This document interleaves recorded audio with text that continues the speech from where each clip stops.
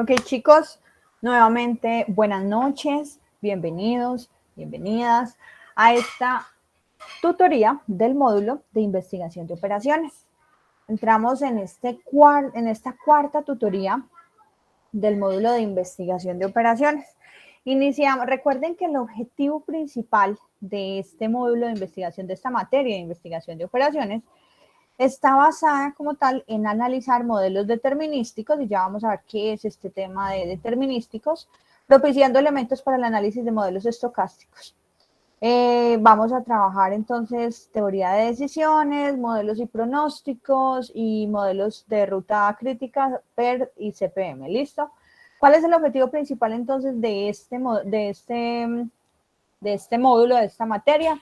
Es que el estudiante aprenda a utilizar diferentes modelos. Entonces, miren que el objetivo como tal de esta materia es conocer diferentes modelos, chicos. Por eso es que hemos visto temas que de pronto hay veces no son del uso frecuente, ¿sí? Dentro de nuestras actividades, pero son modelos que dentro de la teoría del análisis de datos se emplean para tomar decisiones. Y como lo vamos a ver hoy dentro de nuestra tutoría, nuestra cuarta tutoría, que es la tutoría de teoría de decisiones, vamos a ver que hay algunas situaciones cuando nosotros tomamos decisiones en las que nosotros tenemos todos los datos, ¿sí? Hay otras situaciones que cuando nosotros vamos a tomar decisiones, nosotros no tenemos datos, o sea que es como un poco difícil que tomar o poder encontrar esos resultados, ¿cierto? No sabemos qué va a pasar.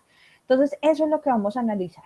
Entonces, recuerden que el objetivo de esta materia es analizar diferentes modelos, diferentes cálculos matemáticos que se realizan para poder analizar situaciones del mundo real, ¿sí? Situaciones que son analizadas, situaciones que son estudiadas, y para esto se han generado diferentes teorías o diferentes modelos para poder llevar esas situaciones del mundo real y analizarlos de alguna forma que nos permita generar o tomar decisiones. Así como lo veíamos en la primera tutoría, que fue de programación lineal.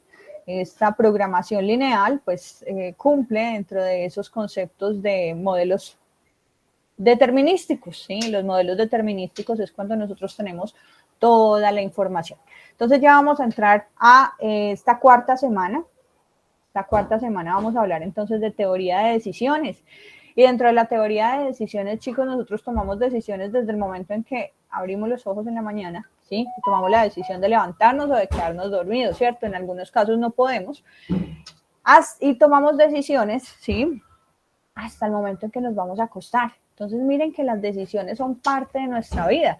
Y también son parte del mundo, son parte de las situaciones que deben atravesar las empresas. Las empresas constantemente están tomando decisiones y muchas veces esas decisiones son bajo situaciones inciertas, ¿cierto? Situaciones de pronto donde no sabemos qué va a pasar, y hay situaciones que tienen certeza o certidumbre, donde conocemos. Si nosotros no controlamos alguna variable, sabemos el impacto, ¿sí? Por lo tanto, las empresas se esfuerzan en poder corregir y mejorar aspectos que van a generar resultados negativos dentro de su operación. Entonces, la teoría de decisiones, o el tema que vamos a ver hoy, trata de eso, trata sobre diferentes ambientes en los cuales se toman decisiones, diferentes tipos de decisiones que se pueden encontrar las empresas, situaciones en las que están en un ambiente de certeza, o sea, donde conocemos todos los resultados, donde conocemos los históricos, por ejemplo, las ventas. Las ventas para un producto que nosotros ya tengamos en Buenas tardes, profesora, compañeros. Hola, buenas tardes, bienvenida. Entonces, por ejemplo, las ventas. Las ventas, el indicador de ventas, nosotros lo podemos analizar de forma histórica y podemos identificar el comportamiento de este, ¿cierto? Podemos identificar en qué año se presentaron las mayores ventas, las menores ventas y cómo se comportan estas ventas a nivel mensual, ¿sí? Entonces, podemos identificar el comportamiento. Por lo tanto, tenemos un análisis bajo una situación de certidumbre porque conocemos cómo es el comportamiento del mercado, la demanda de ese producto de forma histórica. Pero hay otras situaciones cuando vamos a lanzar un nuevo producto, ¿sí? que no sabemos cómo se va a comportar, no sabemos cómo va a ser la demanda de esos productos, no sabemos cuál va a ser el requerimiento del mercado. Entonces esas son situaciones de incertidumbre donde nosotros no sabemos qué cantidad de inventario vamos a tener disponible para poder suplir o para poder atender la demanda, ¿sí? Entonces esas son situaciones de incertidumbre. Entonces eso vamos a trabajar. Vamos a ver unos criterios que son unos modelos que se analizan para situaciones de incertidumbre. Entonces, primero, es importante entender que hay situaciones en las que tenemos toda la información y hay otras situaciones en las que nosotros no tenemos información, pero tenemos que tomar decisiones. Esas son como tal las dos etapas o los dos escenarios que nosotros podemos tener. Situaciones donde tengamos toda la información y situaciones donde no tengamos la información, ¿sí? Dentro de las empresas existen cargos de analistas. Existe analista de información, analista de nómina, analista de recursos humanos, analista. Esos cargos de analistas, chicos, se encargan de analizar información. Por eso dentro de las empresas es muy importante llevar registros, capturar por algún medio toda la información a través de los procesos, porque esta información puede generar resultados con los cuales nosotros podemos tomar decisiones, ¿sí? Para mejorar nuestros procesos. Entonces, miren que el análisis de datos, por lo general los analistas no siempre son los que toman la última decisión. Estos análisis se realizan para, digamos que un gerente o un cargo superior tome la decisión. En algunos casos, pues esto es estratégico, impacta el rumbo de la organización. Pero el análisis de datos o todo lo que se realiza dentro de las empresas, pues está dentro de la toma de decisiones. Y hay veces tomar esas decisiones no es tan fácil porque pues hay veces no tenemos toda la información, estamos bajo un escenario de incertidumbre, ¿sí? Entonces, para esas situaciones, como recuerden que la investigación de operaciones recuerden que la investigación es observar, analizar, recolectar datos, evaluar cómo se comportan esas operaciones o esas actividades que suceden en diferentes enfoques de la vida real, en diferentes situaciones, diferentes situaciones en el mundo real, ¿sí? Entonces, este análisis se puede aplicar para temas sociales, se puede aplicar para temas empresariales, ¿sí? El análisis de información está presente en todos los aspectos de los seres humanos. Entonces, por eso es que diferentes personajes a través del tiempo se han involucrado con este aspecto de el análisis o las teorías de decisiones, los escenarios que se pueden presentar para tomar decisiones. ¿Listo? Entonces lo que vamos a ver hoy son modelos, chicos. Estos modelos tienen procesos sistemáticos que se aplican para poder analizar o para aplicar esto que se llaman criterios de decisión bajo escenarios de incertidumbre, que es lo que vamos a ver hoy, bajo escenarios de riesgo y bajo escenarios de certidumbre. ¿Listo? Bueno, les voy a compartir una presentación que tengo para ustedes.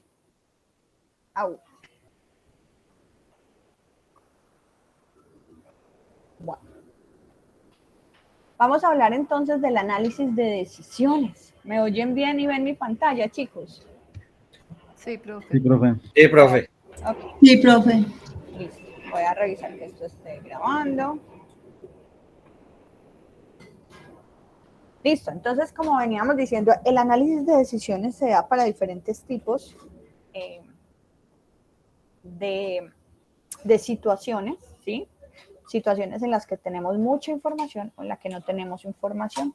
Esa es como tal las dos situaciones que se pueden presentar cuando vamos a tomar decisiones. Cuando vamos a tomar decisiones es porque tenemos varias alternativas, ¿sí? Si tuviéramos una situación, ¿sí? Y solo tuviéramos una alternativa, pues obviamente nosotros no tendríamos que tomar ninguna decisión. Simplemente escogeríamos la única opción que está presente. Pero entonces, para que se cumpla como tal dentro del análisis de decisiones, nosotros debemos de tener como mínimo dos alternativas, o falso positivo, o podríamos tener otras alternativas, ¿sí? Pero como mínimo debemos de tener dos, ¿cierto? Una que contraponga la situación actual, pero con una sola opción pues no podríamos decidir o analizar las decisiones, ¿sí? Entonces esto es importante al momento de identificar estos procesos de análisis de decisión. ¿Qué vamos a ver? Vamos a ver toma de decisiones bajo certidumbre, que esa ya la hemos trabajado con los modelos de programación lineal. Vamos a trabajar decisiones bajo incertidumbre. Vamos a tomar decisiones, vamos a trabajar el tema de toma de decisiones en condiciones de riesgo y vamos a hablar sobre los árboles de decisión. Los árboles de decisión, chicos, se utilizan en el caso de que ustedes vayan, por ejemplo, a realizar estudios, digamos, de especialización o un enfoque, por ejemplo, financiero, ¿sí? Dentro de sus carreras de administración, pues los árboles de decisión se utilizan mucho dentro de la economía. Entonces, es una opción de análisis, ¿sí? Que se utiliza para la toma de decisiones dentro de procesos de economía. Yo, por ejemplo, hice mi tesis de maestría con una metodología que se llama opciones reales, ¿sí? Y esto utilizaba mucho el tema de árboles de decisión. Entonces, se utilizan en la vida real, pero son modelos o son cálculos que se realizan a situaciones que se emplean para tomar decisiones. Vamos a hablar entonces de la teoría de decisiones. Para hablar de la teoría de decisiones hay que primero saber qué es una decisión, ¿sí? Una decisión, como habíamos hablado ahorita, es una elección consciente y racional. Está orientada a conseguir un objetivo. Entonces, cuando vamos a tomar decisión, es porque queremos como tal lograr un objetivo, ¿sí? Este objetivo pues se pretende lograr bajo diversas posibilidades o diferentes formas de actuación. Lo que les decía ahorita, para poder tomar una decisión nosotros debemos de tener como mínimo 2 alternativas y si no, pues no tendríamos cómo aplicar todo este proceso de toma de decisiones, ¿sí? Antes de tomar una decisión debemos de calcular cuál será el resultado de escoger una alternativa. Entonces es por eso que dentro de este proceso de investigación de operaciones, uno de esos objetos de estudio fue la toma de decisiones y diferentes situaciones que se presentan para poder tomar decisiones. Recuerden que la toma de decisiones es muy importante y la toma de decisiones se realiza en todas las organizaciones a nivel operativo, ¿sí? A nivel estratégico, a nivel táctico y a nivel estratégico. O sea que constantemente la toma de decisiones es algo del día a día dentro de cada uno de los seres humanos, dentro de todas las empresas. En función de las consecuencias previsibles para cada alternativa, se tomarán decisiones en base a los objetivos de quien decide y con las restricciones para conseguirlos, las alternativas posibles y potenciales, las consecuencias de cada alternativa y el escenario en el que se toma la decisión y las preferencias de quien decide, ¿sí? Muchas veces los analistas no son quienes toman las decisiones, sino que estos análisis de información se realizan para que otras personas tomen decisiones. El análisis de decisión proporciona un soporte cuantitativo, ¿sí?, a los tomadores de decisiones en todas las áreas. Entonces, los procesos de toma de decisiones se realizan desde áreas de ingeniería, áreas de análisis, economistas, administradores, o sea, todas las áreas deben desarrollar esa habilidad o ese conocimiento en toma de decisiones, ¿sí? Recuerden que los gerentes lo que hacen dentro de sus procesos es tomar decisiones dentro de diferentes alternativas que todo el equipo de trabajo le va mostrando, le va ampliando, ¿sí? Y el gerente es quien debe de tener esa visión global para poder tomar la mejor decisión o la decisión que beneficie el resultado dentro de la empresa. Por lo tanto, la toma de decisiones, por eso es que fue un objeto de estudio dentro de la investigación de operaciones. Dentro de muchas cosas que la investigación de operaciones analiza, ¿sí?, siempre está es cómo podemos, así como el análisis de programación lineal. Miren que entre muchas alternativas que nosotros encontramos, pues teníamos que tomar la decisión de cuál era la mejor, cuál era la que beneficiaba como tal la empresa, ¿sí? Cuál era esa combinación de producción que debíamos de seleccionar para tener la mayor cantidad de utilidades, ¿sí? Entonces, a ese tipo de análisis es que nosotros nos referimos cuando hablamos de toma de decisiones. Dentro de este tema de investigación de operaciones es importante tener claro, chicos, dos conceptos, que es el de problemas probabilístico. La palabra probabilístico se referencia a la probabilidad, ¿sí? Y nosotros utilizamos el análisis de probabilidad cuando nosotros no tenemos certeza, ¿sí? De la ocurrencia o de la información, ¿sí? La probabilidad es un número, ¿cierto? Por lo general es un porcentaje y este porcentaje es pues el número de veces que puede suceder una situación. Entonces, un problema probabilístico es un problema en el cual algo o toda la información relevante no se conoce con certeza. Entonces, por eso es que dentro de la investigación de operaciones se desarrollan metodologías para problemas probabilísticos. Recuerden, probabilísticos viene de probabilidad. Y la probabilidad es un porcentaje que nos representa el número de veces que puede ocurrir algo. O sea, cuál es la probabilidad de ocurrencia de algo que no sabemos qué va a pasar. O no sabemos cuál va a ser como tal el resultado final, ¿sí? Problema probabilístico, entonces, es el problema en el cual algo o todo de la información relevante no se conoce con certeza en el momento en que se va a tomar la decisión. Esperen, chicos, un momento. Entonces, recuerden, tenemos problemas probabilísticos, ¿sí? Ese es un concepto importante dentro de la investigación de operaciones. Los problemas probabilísticos es donde tenemos que emplear probabilidades, ¿sí? O porcentajes, factores de porcentaje, factores de probabilidad para poder encontrar una posible solución a una situación que no conocemos con certeza ni sabemos qué va a ocurrir, ¿cierto? No sabemos cómo se va a comportar, por lo tanto, entonces obtenemos alguna respuesta para tomar decisiones realizando análisis de probabilidad.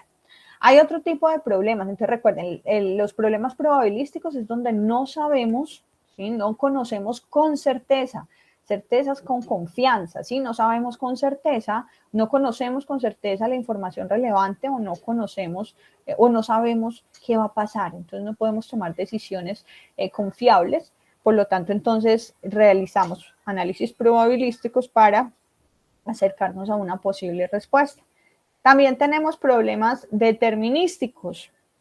Entonces, esos dos conceptos son muy importantes dentro de la investigación de operaciones, los problemas probabilísticos y los problemas determinísticos.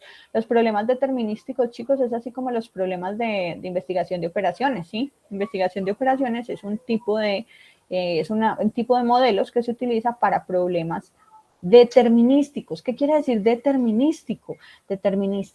Si probabilístico es cuando no tenemos la información total esperen, yo doy ingreso. Ok.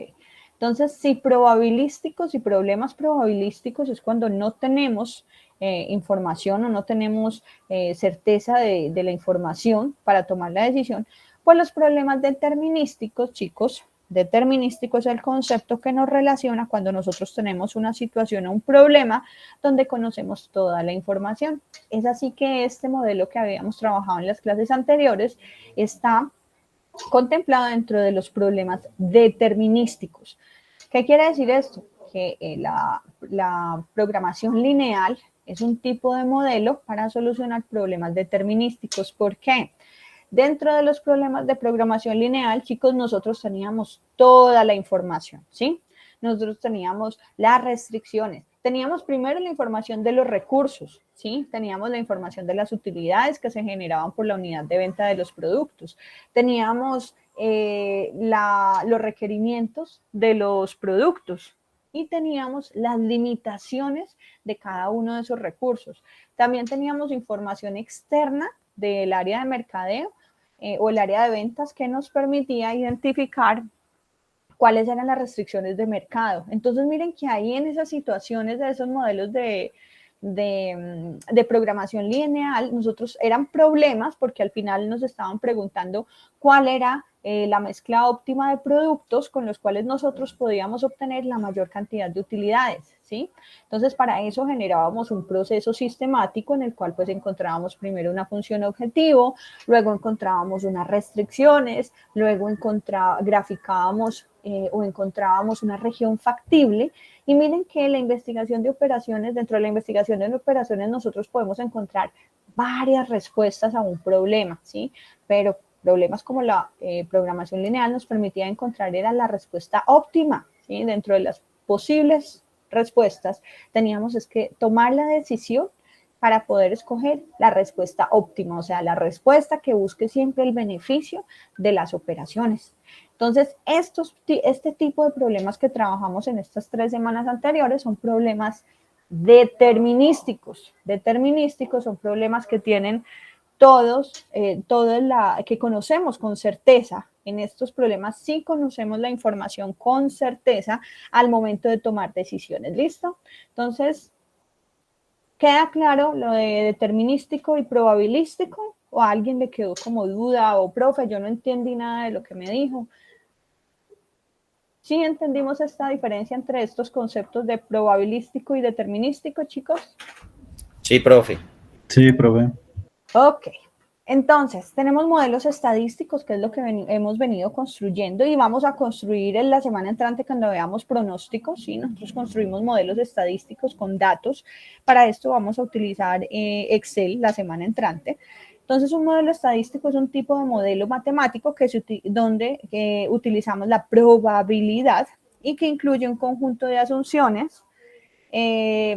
Las asunciones son las hipótesis, un conjunto de hipótesis, algo que no sabemos si verdaderamente nos lleva a una respuesta. Por ejemplo, una hipótesis podría ser, si mejoramos el estado mecánico de los vehículos de transporte masivo en la ciudad de Pereira, podemos reducir el índice de contaminación.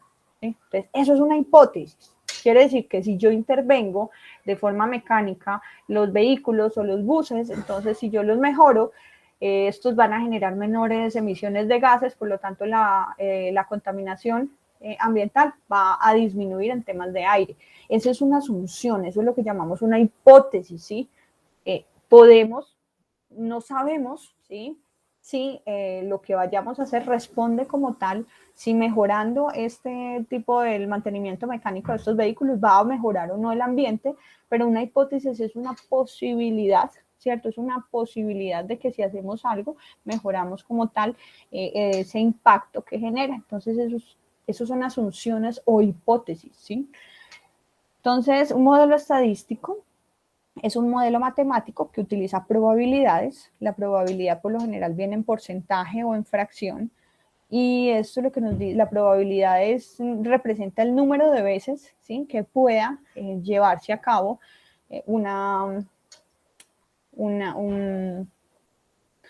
situación. Por ejemplo, cuando la probabilidad se utiliza, el ejemplo que utilizamos para probabilidades, por ejemplo, el lanzamiento de una moneda, ¿sí? El lanzamiento de una moneda tiene 50% de que caiga cara, 50% de que caiga sello, ¿cierto? Entonces miren que esas son probabilidades en situaciones donde no sabemos qué va a pasar al lanzar una moneda, pero podemos generar procesos de probabilidad, donde la probabilidad tiene un valor del 50%, ¿sí? 50% de que caiga cara, 50% de que caiga sello. Entonces, estas probabilidades se dan por porcentajes de ocurrencia, ¿sí? de un resultado. En este caso, pues, las posibilidades para una moneda son 2, ¿sí? Pero hay situaciones en las que hay muchas más posibilidades de resultado y se les da probabilidades o porcentajes diferentes. ¿Listo? Entonces, un modelo estadístico incluye un conjunto de hipótesis sobre la generación de algunos datos, de tal manera que estos puedan reflejar un problema de una población mayor. Y como veíamos en la primera clase de investigación de operaciones, cuando realizamos modelos, lo que estamos analizando son situaciones del mundo real. Recuerden que la investigación de operaciones lo que hace es analizar situaciones del mundo real que son sujetos de estudio, donde conocemos todas las variables que impactan dentro de él cómo se controlan, cuáles son críticas, ¿sí?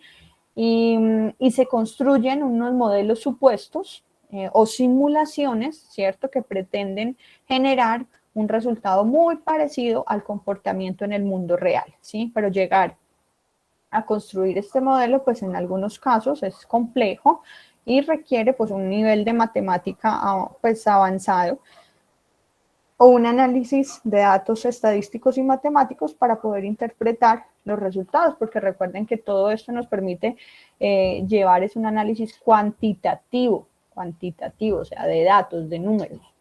Un modelo estadístico queda especificado por un conjunto de ecuaciones que relacionan diversas variables que pueden ser aleatorias. ¿Qué quiere decir aleatorio? Que puede tomar cualquier valor, ¿sí? Pero hay situaciones en las que estas variables tienen que tomar un dato específico, ¿sí? Y estos se llaman variables no aleatorias, ¿sí? Es cuando yo tengo una situación de un proceso de producción donde yo solo puedo tener, por ejemplo, una cantidad específica de operadores para unas máquinas. Puedo manejar una máquina específicamente con 2 operadores. O sea que esa variable no es aleatoria. ¿Por qué? Porque no puede tomar cualquier dato, sino que tiene que tomar un dato de 2. ¿Sí? En esas situaciones son variables no aleatorias. Y variables aleatorias es que puede tomar cualquier número. ¿Sí? Un modelo es una representación formal de una teoría. Entonces recuerden que en investigación de operaciones lo que estamos conociendo es modelos, ¿sí? Los modelos son ecuaciones matemáticas que nos representan una situación del mundo real. En este caso nos van a ayudar a generar un proceso de toma de decisiones. Dentro del proceso de toma de decisiones, entonces habíamos hablado de situaciones de problemas probabilísticos donde no conocemos con certeza toda la información y de problemas determinísticos. A diferencia de los procesos de toma determinística, tal como la programación lineal, pues aquí tenemos todas las variables. Dentro de estos problemas de programación lineal o de optimización lineal tenemos todas las variables, todos los resultados no, tenemos todas las variables de análisis, ¿sí? Que nos van a llevar a diferentes resultados con los cuales el analista pues va a poder identificar cuál es el estado o cuál es el resultado que beneficia en temas de que sea utilidades, ¿sí? Cuál es el resultado que genera mayores utilidades, o si es en tema de costo, cuál es la combinación con la cual podríamos generar el menor costo, ¿sí? Dentro de la operación. Esto es importante para hablar entonces del criterio de toma de decisiones. Como habíamos hablado, cuando tomamos decisiones, podemos tomar decisiones en situaciones de certeza o de certidumbre, ¿sí? Que es lo mismo. Certeza o certidumbre es lo mismo. Certeza es cuando estamos completamente con conocimiento, ¿sí? Cuando sabemos cuál va a ser el comportamiento, cuando yo conozco todas las variables y sé cómo se deben de comportar y conozco qué pasa si aumentan o disminuyen, cómo pueden impactar el resultado. Esas son situaciones de certeza o de certidumbre. Cuando yo conozco y puedo modelar, ¿cierto? Todas esas situaciones son una ecuación matemática y si yo las varío, pues yo sé qué resultados voy a poder obtener, ¿sí? Gracias al modelo matemático de la simulación. Pero situaciones de incertidumbre es cuando yo no tengo esa certeza, cuando no conozco los datos. Entonces, una situación de certeza o de certidumbre es aquella en la que un sujeto tiene información completa sobre una situación determinada, sobre cómo evolucionará y conoce el resultado de su decisión. Decisiones sobre compras, por ejemplo, cuando se conoce la demanda, ¿sí? Por ejemplo, las empresas de llantas, ¿sí? ¿Cómo saben las empresas de llantas qué cantidad de llantas van a fabricar o van a poner en sus clientes? Pues esto depende, por ejemplo, de la cantidad de vehículos que vayan a vender las empresas clientes de este tipo de empresas. Entonces, si un fabricante de vehículos va a fabricar aproximadamente, hagamos el cálculo por acá, va a fabricar aproximadamente 300 vehículos, por lo general los vehículos tienen 5 llantas, ¿sí? Las 4, cuando son automóviles, entonces tiene 4 llantas más una de repuesto, que por lo general lo trae los vehículos cuando salen de los concesionarios o cuando los fabrican, ¿cierto? Entonces un vehículo tiene 5 llantas. Si el fabricante va a generar ¿cierto? Los procesos de producción de 300 vehículos y cada uno tiene 5 llantas, pues entonces el fabricante de llantas va a tener que poner en las instalaciones del cliente 1.500 llantas. Entonces miren que estas son decisiones de certidumbre porque yo conozco cuánto debo, y por ejemplo, esto es para el fabricante de llantas, y para el área de compras, pues sabe que si van a fabricar 300 vehículos, pues tienen que comprar 5 llantas por cada vehículo, por lo general. Por lo tanto, entonces van a tener que pedir o tener un inventario de 1.500 llantas para cumplir esta producción de 300 vehículos. ¿Sí? Entonces, miren que estas son situaciones de certidumbre. La persona que realiza el proceso de abastecimiento en el área de compras, ¿sí? Que se encarga de la compra de las llantas, va a ir a la fija y va a saber cuántas llantas va a comprar. Diferente cuando no sabemos qué cantidad de vehículos van a fabricar, ¿sí? Por lo tanto, no sabemos ni qué cantidad de llantas fabricar, ni qué cantidad de llantas vamos a comprar, ¿sí? La toma de decisiones en condiciones de certidumbre o de certeza ocurre cuando el decisor conoce el estado de la naturaleza que ocurrirá con absoluta certeza. O sea, el estado de la naturaleza es el posible comportamiento de una variable, ¿sí? Cuando se sabe cómo se va a comportar. Algo que es difícil, por ejemplo, de saber y que puede estar dentro de las situaciones de incertidumbre, no en las de certidumbre, es, por ejemplo, el grado de intensidad de un temblor. Sabemos que ni siquiera sabemos cada cuánto se va a generar un temblor, o sea, esas son situaciones de incertidumbre. No sabemos ni cada cuánto se genera un temblor, no podemos tener información histórica de cada cuánto se genera un temblor, ni cuál va a ser la intensidad del próximo temblor, ni a qué hora, ni en qué fecha. Esas son situaciones de incertidumbre, ¿sí? Pero los temblores representan un riesgo para las empresas, por ejemplo, para las empresas constructoras. Por lo tanto, ellos los deben de tener involucrado, por ejemplo, dentro de los procesos de construcción, como vamos a ver más adelante, las edificaciones, las infraestructuras, en el momento en que están generando el proyecto, pues estos proyectos se generan teniendo en cuenta el grado de resistencia ante los sismos, ¿cierto? Con el cual van a construir las edificaciones. Pues nadie se imaginaría que para construir yo tengo que contemplar algo que no ha pasado, que no sabe cuándo va a pasar, pero que si pasa puede afectar como tal ese proyecto y esa edificación. Entonces, el estado de la naturaleza... Profe, Dime. pero yo siempre pregunto lo mismo, pero cuando es de parte de un tercero que me afecta mi operación directamente, Ponme un ejemplo. a ver, la voy a colocar nada más hoy. Hoy todo el día he trabajado más que todos los días. Lastimosamente traemos un cuerpo del exterior debido al fuerte clima o aguacero que cayó ayer en la ciudad de Bogotá. El vuelo les tocó volverlo para Panamá. Y teníamos ya todo programado para que el cuerpo llegara el día de ayer y apenas llegó el día de hoy. O sea, incluso no ha llegado, estoy esperando que me llamen ahorita a confirmarme que ya haya llegado aquí a la ciudad de Pereira. O sea, obviamente eso generó caos en la familia, generó cambio en la programación de todo, pero fueron dos sucesos, aerolínea y clima, que son de terceros, pero que qué decisión puede tomar uno ahí ante esa incertidumbre que se le generó a la familia. ¿Qué?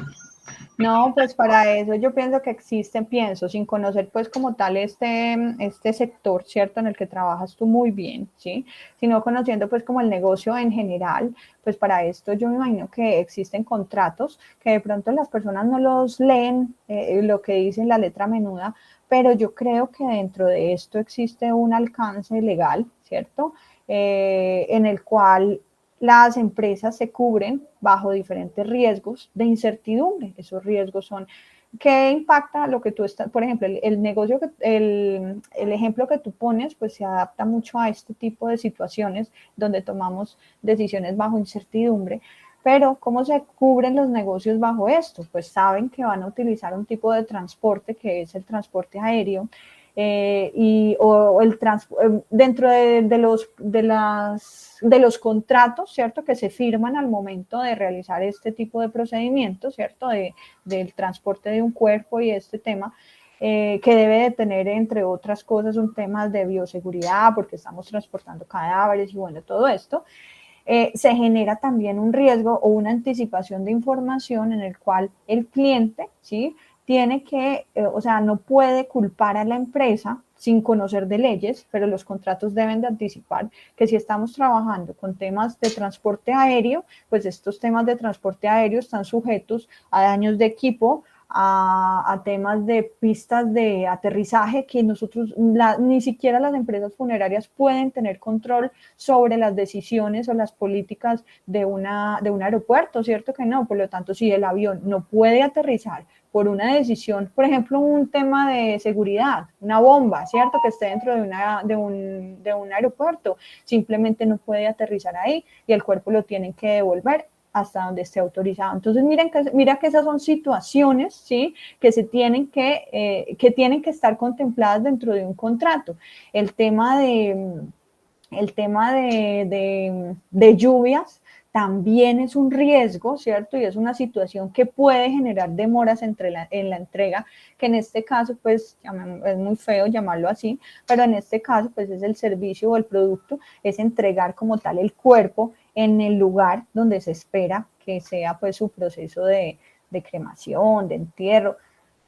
Este tema de las lluvias, pues está dentro de los riesgos de demora de los productos. O sea, veámoslo no desde el enfoque, o sea, no crean que soy cruel, sino que veámoslo desde el análisis, ¿cierto? Entonces, miren que el tema de lluvias, el tema de situaciones en los aeropuertos, el tema de, por ejemplo, un daño mecánico que puede suceder, esto no está en las manos, ¿cierto?, de las empresas que utilizan este tipo de servicios, pero sí deben de anticipar, ¿cierto? Yo sé que es un tema doloroso, ¿sí? No quiero ser cruel ni interpreten eso, sino que estamos analizando pues el negocio. Pues yo sé que a los familiares les duele, pero estas son situaciones que ni siquiera la misma funeraria puede controlar, ¿sí? Sabemos que en octubre hay épocas de lluvia, por lo tanto, se le tiene que advertir a los clientes, en este caso, pues a los familiares de la persona, ¿cierto?, que van a traer, que puede haber un retraso de la llegada del cuerpo por situaciones de lluvias. Y esto se presenta en todos los octubres, ¿cierto?, de todos los años. Entonces, mira que estas son situaciones que nosotros no podemos controlar, ¿sí? En eso está enfocada la pregunta, ¿cierto? Sí, señora, en esa estaba enfocada la pregunta. Entonces, obviamente, cuando se analizan todas estas situaciones de cada uno de los sectores, se tienen en cuenta los riesgos, ¿sí? Por lo tanto, estos riesgos sí deben de estar, Alejandro, establecidos dentro de un alcance de prestación del servicio para este tipo de servicios que son de un país a otro.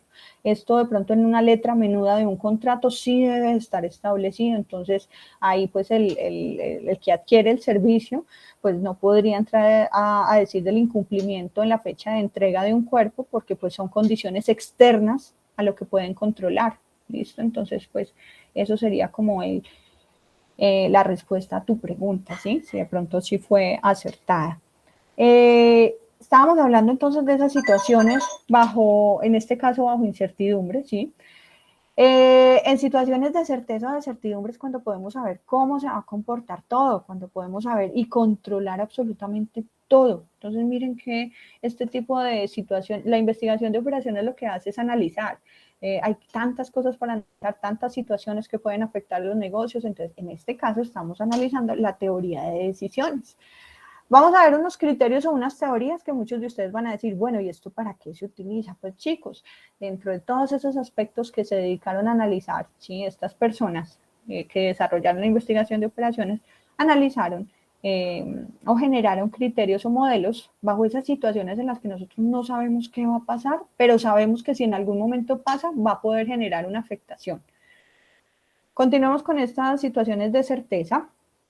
En situaciones bueno, entonces esos son los estados de la naturaleza, ¿cierto? Donde no sabemos, donde podemos conocer en algunos casos, bajo situaciones de certidumbre, cómo se va a comportar ese estado de la naturaleza. O sea, el estado de la naturaleza no estamos hablando del medio ambiente, sino que estamos hablando del comportamiento que puede generarse, ¿cierto?, en una variable. Por ejemplo, las lluvias, nosotros podemos conocer en algunos casos cuáles van a ser las épocas de lluvia en Colombia, porque las épocas de lluvia cambian en todos los países, en todas las posiciones, las altitudes, las altitudes, pero nosotros podemos saber y conocer cómo en octubre pues se presentan altos niveles de precipitación, ¿sí? Pero no sabemos específicamente qué día va a llover con cierta certeza, ¿sí?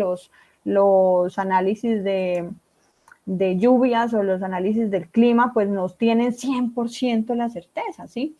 En situaciones de naturaleza, el decisor conoce el conjunto de alternativas factibles y las consecuencias de cada una de estas alternativas que se pueden presentar, cada uno de los estados de la naturaleza que se pueden presentar, o sea, cuál va a ser la posición de esa variable para generar un resultado.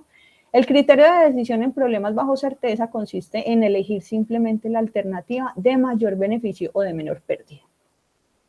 Eso es bajo las situaciones de certidumbre, como lo que hicimos en el proceso de programación lineal. En el proceso de programación lineal, ¿qué hacíamos nosotros? Pues escoger la respuesta que nos generara la mayor cantidad de beneficios, ¿sí?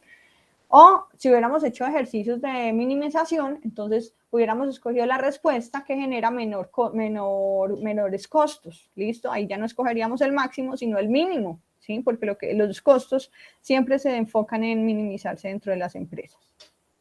Ahora vamos a ver ese otro tipo de decisiones. Vimos las decisiones de certeza o de certidumbre, donde nosotros conocemos todas las variables y cómo va a ser el comportamiento y sabemos en qué día, qué fecha y cómo se va a comportar, ¿cierto? Pero hay otras situaciones de incertidumbre donde no sabemos cómo se va a comportar, donde no donde conocemos todas las variables que van a afectar el resultado, pero no tenemos control de estas variables, no sabemos cómo se van a comportar. Las conocemos, pero no sabemos cómo se van a comportar, ¿sí? Por ejemplo, lo del sismo. Nosotros sabemos bajo qué rango bajo qué escala de intensidad se dan los temblores, pero no conocemos cuándo va a pasar, ¿sí? Ni a qué hora, ni qué día, ni Dios quiera que no pasen. Porque pues obviamente tienen efectos muy negativos. En decisiones de situaciones de incertidumbre, recuerden, incertidumbre es cuando no tenemos confianza, cuando no conocemos como tal los resultados o los posibles resultados que pueden obtener para generar un resultado y tomar decisiones, ¿sí? No conocemos. Entonces, dentro de la incertidumbre se utiliza la probabilidad. La incertidumbre utiliza mucho los problemas, está enfocado entre los problemas probabilísticos porque hay que darle un porcentaje de ocurrencia, ¿cierto? Porque no conocemos con certeza el resultado. Por lo tanto, se trabaja con modelos probabilísticos.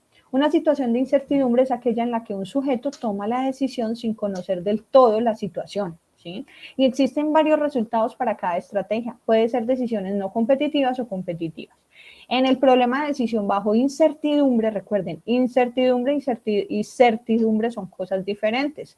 Determinístico y probabilístico también son situaciones diferentes de análisis, ¿sí? Entonces, en problemas de decisiones bajo incertidumbre, como se mencionó antes, se atiende a problemas de decisiones en los que no conocemos la probabilidad de ocurrencia de los estados de la naturaleza. Estados de la naturaleza vamos a llamar entonces al comportamiento de dicha variable, ¿sí? ¿Cuál es la posición que puede tomar frente a cualquier situación? Eso es lo que vamos a llamar como estados de la naturaleza. No sabemos cómo se va a comportar.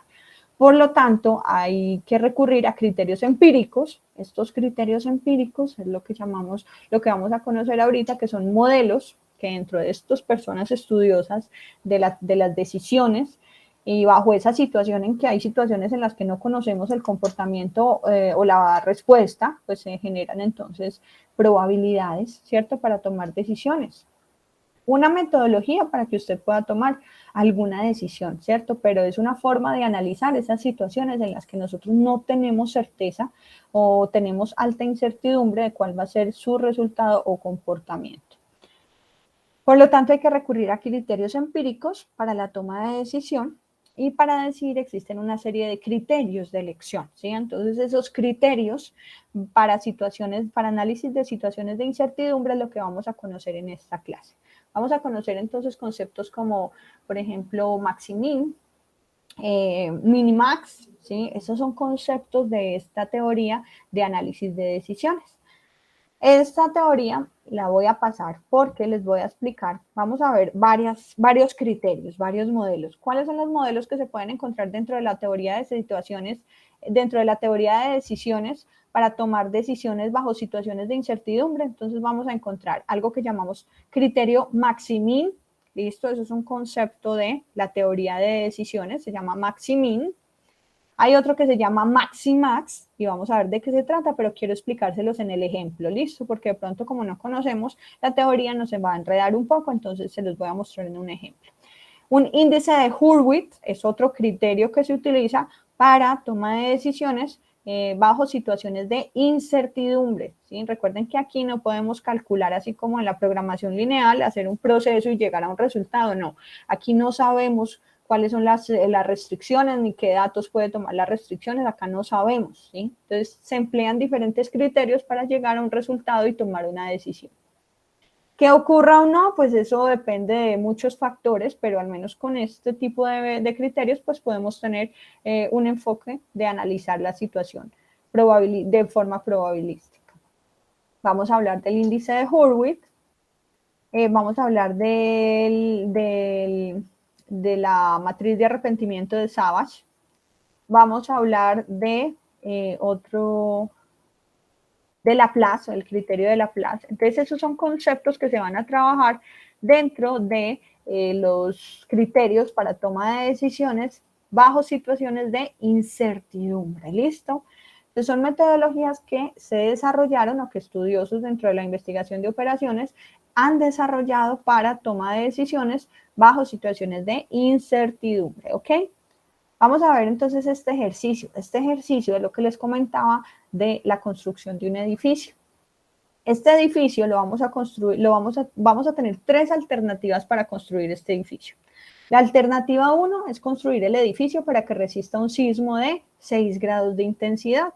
La alternativa 2 es construir el edificio para que resista 8 grados de intensidad. La alternativa 3 es construir el edificio para que resista un sismo de 10 grados de intensidad. ¿Listo?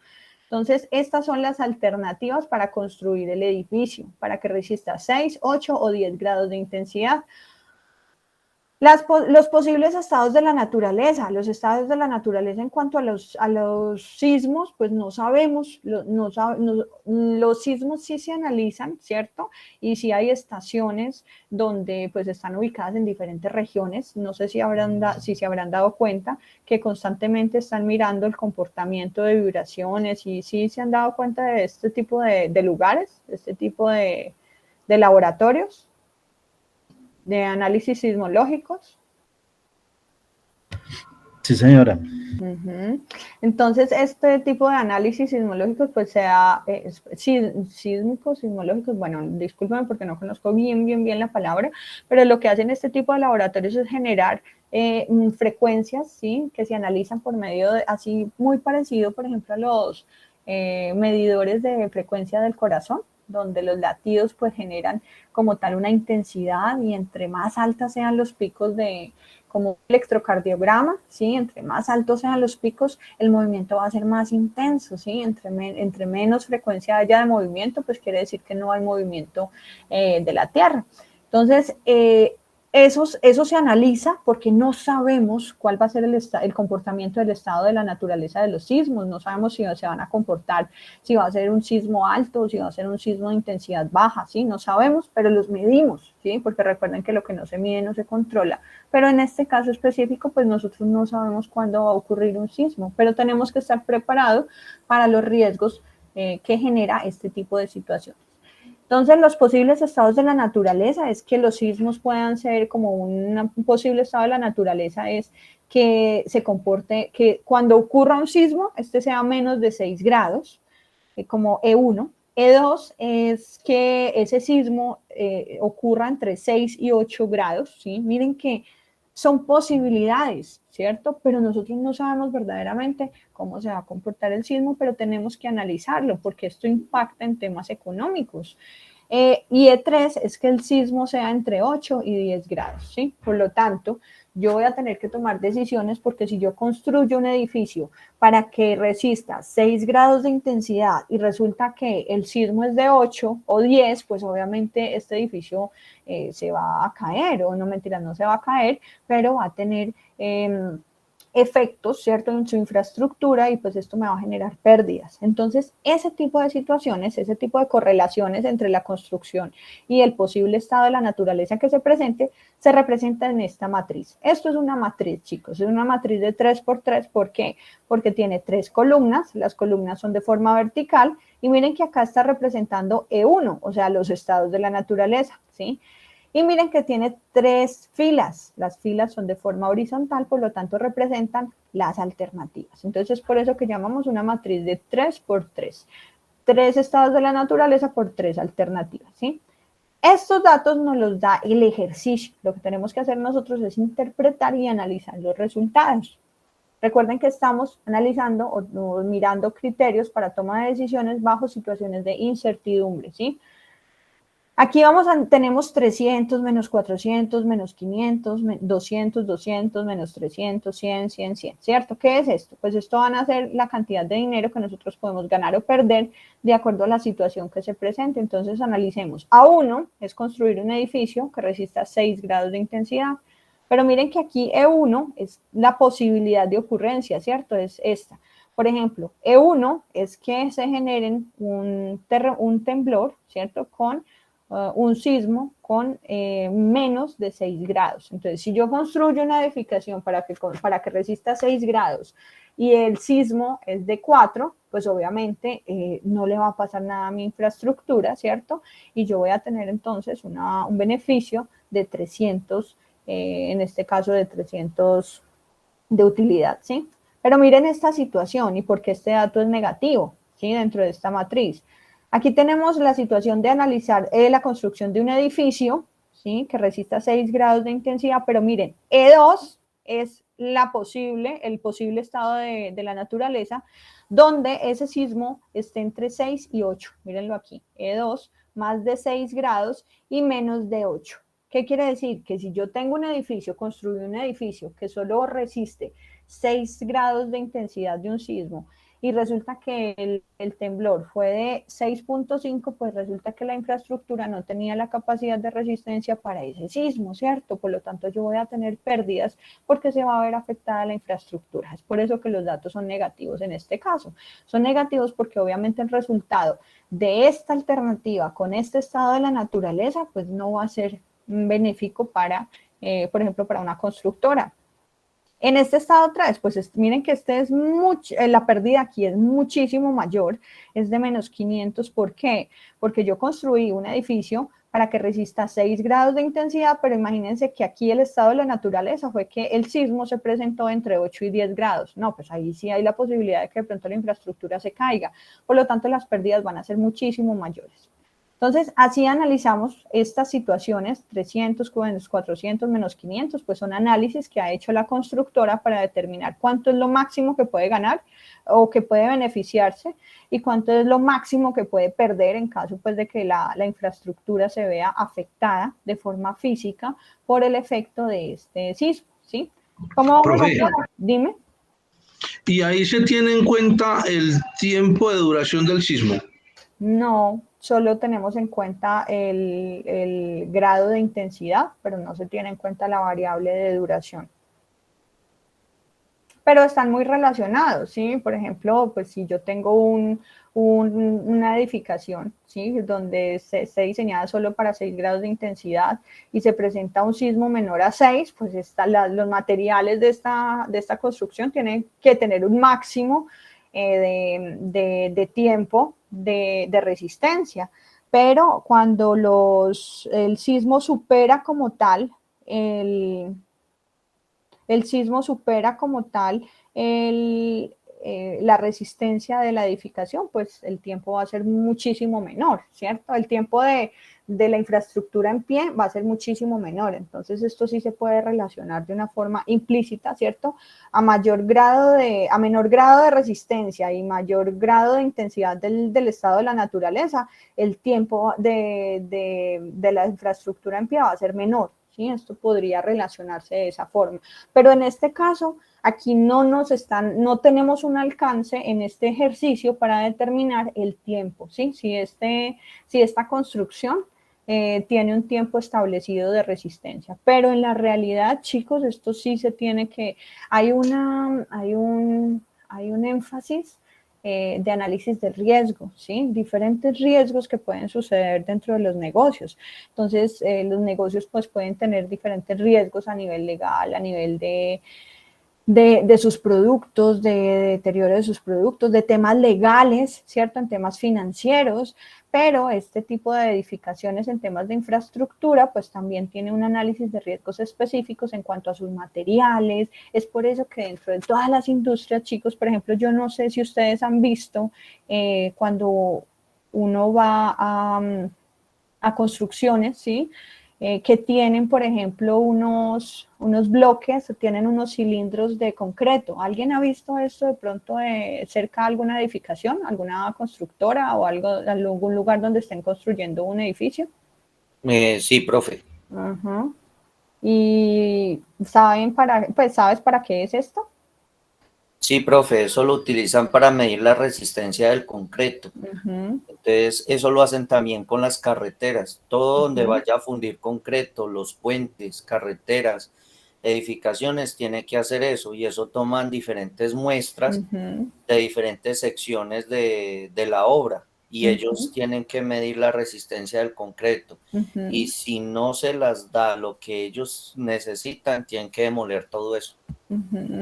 Entonces, estos son pruebas de calidad, ¿sí? Miren que la calidad no solo se aplica a los productos de consumo, la calidad no solo se aplica a los servicios, la calidad se aplica de una forma específica, ¿cierto? A la necesidad o requerimiento del cliente. En este caso, pues lo que nos está preguntando Alejandro, pues entra mucho en el análisis del sector de la construcción. Yo veía mucho yo trabajaba en una empresa donde yo vendía productos químicos, era la jefa como tal de esa empresa para el eje cafetero, y me tocaba viajar muchísimo por todo el eje cafetero, Pereira, Manizales, Armenia, y visitaba muchas empresas, demasiadas empresas. Fue una experiencia súper chévere porque conocí muchos procesos, y dentro de esas empresas que visitaba el túnel de la línea cuando estaba en proceso de construcción, y visitaba el túnel de Tesalia, que lo están construyendo allí cerca a Viterbo. Entonces ahí veía cómo ellos, para hacer los procesos de calidad, hacían como unos cilindros pequeños, ¿cierto? Un cilindro pues es como decir un termo, eran muy parecidos así, un cilindro de un tamaño específico, y ellos metían eso en agua. Entonces esa era como la simulación del comportamiento de ese concreto cuando ellos lo fueran a poner en la obra, ¿sí? Entonces, si ese concreto, por ejemplo, no tenía la resistencia o no cumplía, como el compañero nos dice, con las especificaciones, pues si ya había sido usado, pues tenían que demoler porque sabían que la infraestructura no iba a tener una resistencia, ¿cierto?, ante vibraciones o ante sismos. Y dos, si este concreto no fue usado, sino que llegó y lo iban a usar, pues estas son como pruebas de calidad, lo que hacen las empresas. Las empresas analizan sus materias primas y bajo ciertas pruebas de calidad de materias primas, pues pueden determinar si las aceptan o las rechazan. Entonces, esto va pues relacionado a lo que nos está preguntando Alejandro, del tiempo o de diferentes formas pues en las que las empresas, en este caso de construcción, pues tienen que analizar para poder identificar el riesgo de la infraestructura, porque esto genera también un tema económico, un tema legal. Entonces, pues obviamente todo esto tiene que estar en un alcance de análisis, ¿sí? Continuamos entonces con nuestro ejercicio. Estamos analizando, vamos a ver criterios de toma de decisiones bajo situaciones de incertidumbre. Entonces tenemos el ejercicio de la construcción de un edificio, ¿cierto? Las alternativas es que pueda resistir diferentes niveles de sismos, diferentes niveles de intensidad de sismos. Y estas son las posibilidades de los posibles estados de la naturaleza. Recuerden, los posibles estados de la naturaleza es pues el comportamiento que puede generarse, pero como son situaciones de incertidumbre, nosotros no sabemos cómo se va a comportar, sin embargo, se analizan dentro de esta matriz. La correlación 200 es la correlación entre la situación A2, que es construir un edificio que resista 8 grados de intensidad, y el estado de la naturaleza E1, o sea, la posibilidad de ocurrencia de E1, y E1 es que el sismo sea menor a 6 grados. Claro, es menor a 6 y mi infraestructura es de A2, o sea, es de 8, por lo tanto, pues va a resistir, ¿cierto? Va a resistir este sismo, pero no va a ganar tanto dinero como si yo lo construyo para 6 y mi edificación resiste 6, ¿listo? Miren que aquí en menos 300, pues esto quiere decir que no se ajusta la correlación, que se sale como tal la alternativa con el resultado. Por ejemplo, A2 es que yo construyo un edificio que resista 8 grados de intensidad, y E3, ¿sí? Es el posible estado de la naturaleza de que ese sismo, cuando se genere o se presente, sea entre 8 y 10 grados de intensidad, ¿sí? Si sea más de 8 grados. Si mi infraestructura está diseñada solo para 8 grados, pues más de 8 grados no va a resistir, ¿listo? Entonces, por eso los datos son negativos. Así se construye entonces esta matriz de pagos, por así decirlo, ¿sí? Los negativos es cuando, por ejemplo, el sismo supera a la característica de resistencia de la infraestructura, y cuando son positivos y muy altos es cuando resiste muchísimo el sismo que ocurrió en realidad, ¿sí? Entonces estas son las posibilidades de los estados de la naturaleza, los resultados de la correlación entre esas alternativas y esos estados de la naturaleza. ¿Listo? Son situaciones de incertidumbre porque nosotros no sabemos qué va a pasar, pero se va a analizar, ¿cierto? Con este ejemplo. Vamos a analizar el criterio. Recuerden, dentro de investigación de operaciones lo que estamos aprendiendo es diversos modelos, ¿sí? Que nos permiten analizar datos y tomar, en este caso, decisiones, ¿sí? Cómo podemos traer situaciones del mundo real en ecuaciones matemáticas o de una forma matemática para modelarlo, simularlo, entenderlo y tomar decisiones. Tenemos entonces el criterio Maximin. Este criterio Maximin, cuando ustedes escuchen este concepto alguna vez, este criterio se va a relacionar entonces con esta teoría de decisiones, teoría de situaciones de toma de decisiones bajo situaciones de incertidumbre. Este criterio Maximin, ¿qué me dice? Pues yo voy a tomar dentro de esta matriz, ¿cierto? Que sé de dónde salen estos resultados, pero no sé cómo los obtuvieron, simplemente el ejercicio me los dio, pero yo los analizo porque da positivo y negativo, ¿sí? Eso sí lo entendimos, ¿cierto, chicos? ¿Por qué da positivo y por qué da negativo? Y en algunos casos da muy positivo y en algunos casos da muy negativo. ¿Sí, sí entendemos por qué? ¿O hay alguien que de pronto no le quede claro? Sí, profe, pues hasta ahí, sí, bien. Los otros compañeritos, ¿qué tal? ¿Bien? Bien, profe. Ok, listo, bien, chicos. Entonces, esta tutoría de hoy es de análisis, ¿sí? No vamos a calcular como tal nada, vamos a analizar. Criterio Maximin. El Maximin está relacionado entonces en que yo voy a coger cada una de estas alternativas que están de forma horizontal, ¿cierto? Cada una de lo que llamamos las filas de esta matriz, y vamos a escoger como tal el mínimo de cada uno de estas alternativas. Alternativa 1, 2 y 3, ¿cierto? Entonces voy a analizar. ¿Qué datos tiene la alternativa 1? 300, menos 400 y menos 500, ¿sí? Entonces, en el Maximin, lo que yo voy a hacer es seleccionar como tal los mínimos de cada una de las alternativas. Mínimos de A1 sería 500. El mínimo de A2, tengo 200, 200. Miren que acá tenemos dos números iguales, por lo tanto, si yo tomo este o este, pues va a ser igual, ¿cierto? Y menos 300, por lo tanto, el mínimo de esta alternativa va a ser menos 300, ¿sí? Y tengo A3. A3 tiene 100, 100, 100, o sea que si yo cojo cualquiera de estos, pues los tres van a ser iguales, ¿cierto? Por lo tanto, no hay diferencia ni problema en el análisis si yo tomo alguno de estos dos o alguno de estos dos, ¿cierto? En el caso, pues, de que cumpla con lo que me está pidiendo el criterio.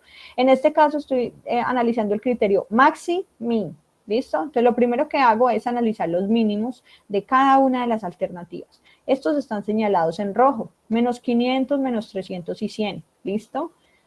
Ya escogí los mínimos de cada una de las alternativas. ¿Esto quedó claro, chicos? Profe, por Sí, ejemplo, ahí en el caso de la 3 ayer, ahí es igual el que coja, como Sí, todos son es lo mismo. igual. Ujú. O sea, no interfiere que sea E1, No, E2, E3, no. no, puedo coger cualquiera. ¿Sí? Este o este. Listo. ¿Ok? ¿Qué hago entonces para generar el criterio maximin? Ya seleccioné los mínimos, ¿sí? Ahora voy a escoger el máximo de esos mínimos. Por eso se llama maximin, el máximo de los mínimos. ¿Listo? Entonces, lo primero que yo tengo que hacer es seleccionar los mínimos. ¿Listo? Y luego selecciono los máximos. Ve el máximo de esos mínimos. ¿Cuál es el máximo de esos mínimos? Entonces, tengo menos 500, menos 300 y 100. ¿Sí? 100 sería el máximo de esos datos mínimos que yo seleccioné en cada alternativa, ¿sí? Por lo tanto, 100 cumpliría con la alternativa del maximin, ¿sí? ¿Qué quiere decir esto?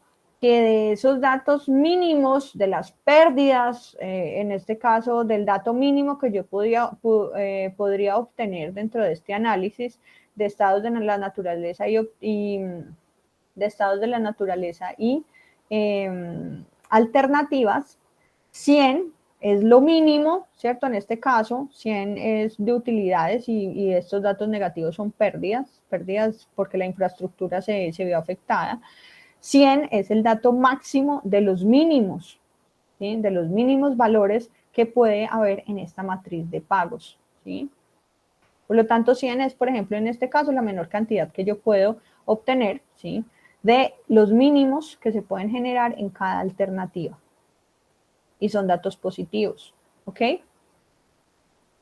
Entonces, el criterio maximin, ¿qué quiere decir? Seleccione los mínimos, es un proceso. Recuerden que así como en la programación lineal, se generan procesos sistemáticos, o sea, paso a paso, para analizar una teoría o un modelo. En este caso, el criterio maximin es seleccionar el mínimo de cada una de las filas, de las filas, y después, cuando haya seleccionado esos mínimos, filtro o selecciono cuál es el dato máximo de esos mínimos. ¿Entendimos ese concepto maximin, chicos? Sí, profe. No está tan complicado, ¿cierto? Solo es tema de análisis, de analizar como tal la palabra y el resultado, seleccionarlo dentro de la matriz, ¿sí? Todos los ejercicios cuando tienen maximin tienen una situación, pero esa situación se construye en una matriz. ¿Listo? Es por eso que la mayoría de los análisis de criterios de teoría de decisiones bajo situaciones de incertidumbre se van a construir siempre en matrices. ¿Sí? Esto es una matriz donde yo puedo tener filas y columnas y los datos aquí pues correlacionan esas dos situaciones. En este caso, estados de la naturaleza y alternativas. Entonces, maximin. Selecciono los mínimos y escojo el máximo. Ahora voy a seleccionar el maximax. El maximax, ¿qué voy a hacer? De cada una de esas alternativas, voy a seleccionar el máximo de cada una. Y luego, ¿qué voy a hacer? Voy a seleccionar el máximo de A1, 300 menos 400 menos 500, el máximo es 300, por eso es que están en rojo. A2, el máximo, tengo 200, 200 y menos 300. Miren que aquí también los máximos son dos números. Yo puedo escoger o este, no tengo ningún problema, pues, porque los dos están referenciando a la misma alternativa. Están referenciando a diferente estado de la naturaleza, pero están referenciando a la misma alternativa, ¿listo?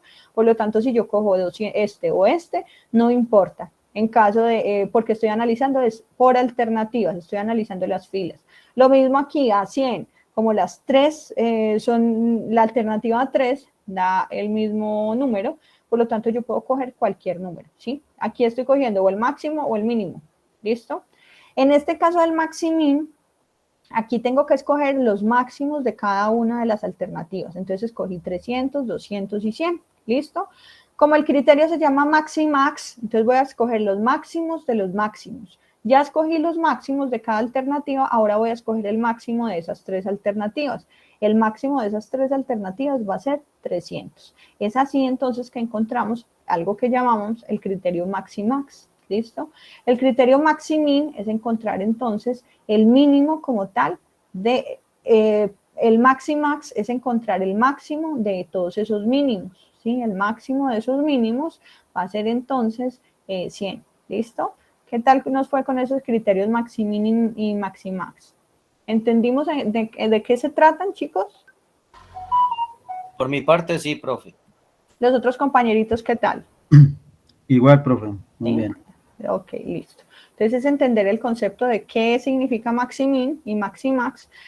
Y también tenemos, por ejemplo, podemos tener el minimax o el mini-min, ¿cierto? Estos son entonces criterios de analizar el máximo o el mínimo dentro de un criterio de maximización o minimización. ¿Listo? Aquí vimos maximin y maximax.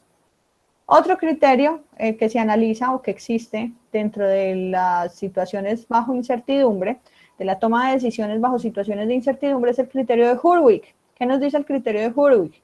Pues así como hicimos el maximin y el maximax, pues entonces aplique eso dentro del criterio de Hurwicz. Dentro del criterio de Hurwicz, chicos, ¿qué vamos a hacer?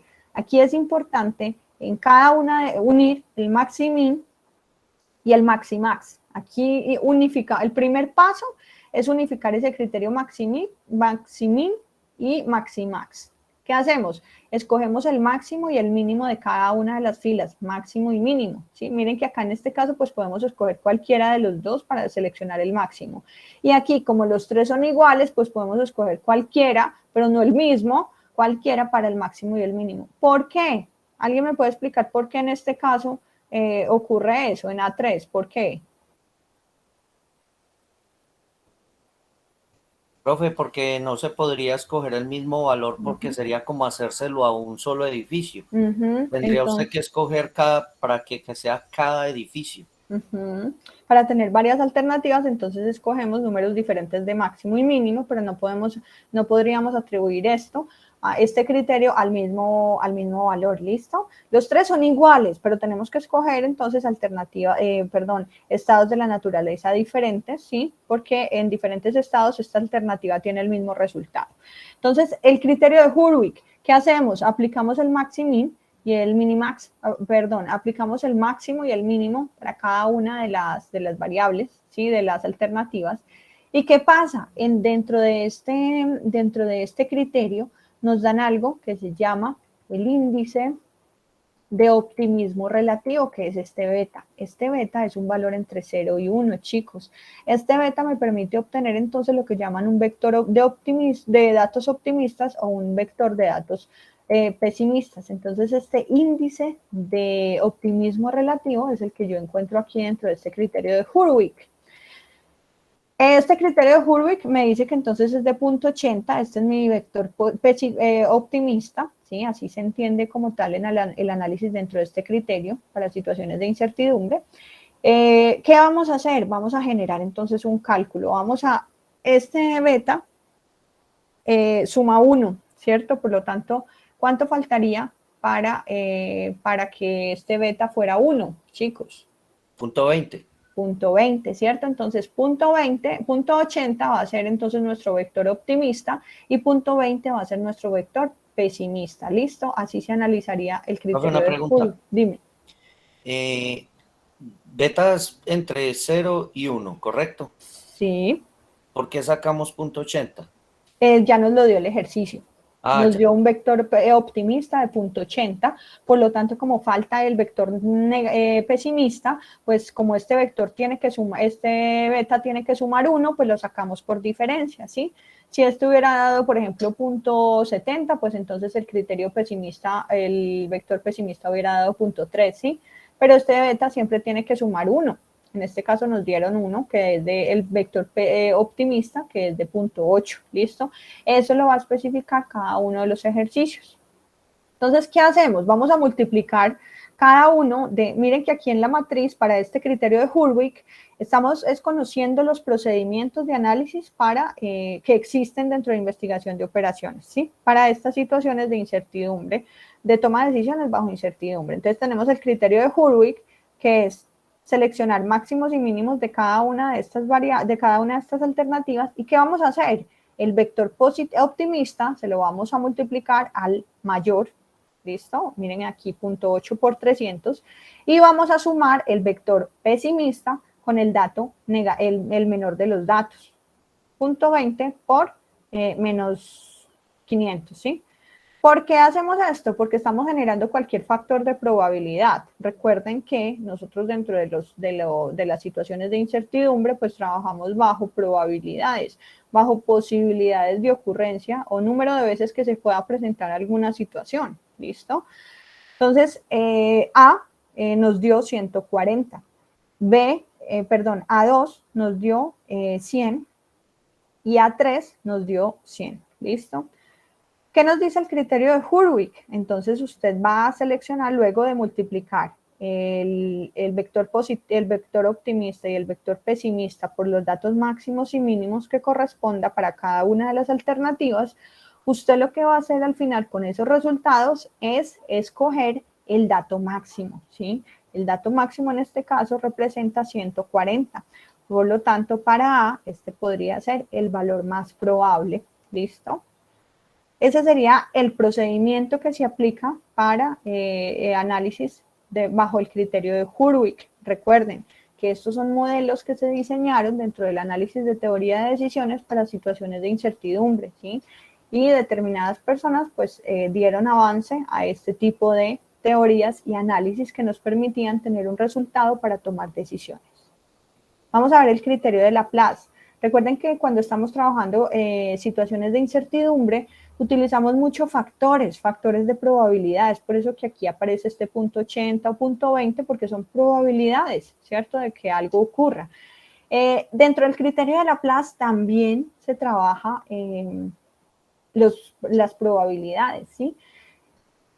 Entonces, siendo el estado de la naturaleza, tenemos 3 estados de la naturaleza y esto nos lo dio el ejercicio aquí inicialmente, ¿sí? Miren, tengo 3 alternativas y 3 estados de la naturaleza. Hay otros ejercicios en donde yo puedo tener más estados de la naturaleza. En este caso aquí son 3.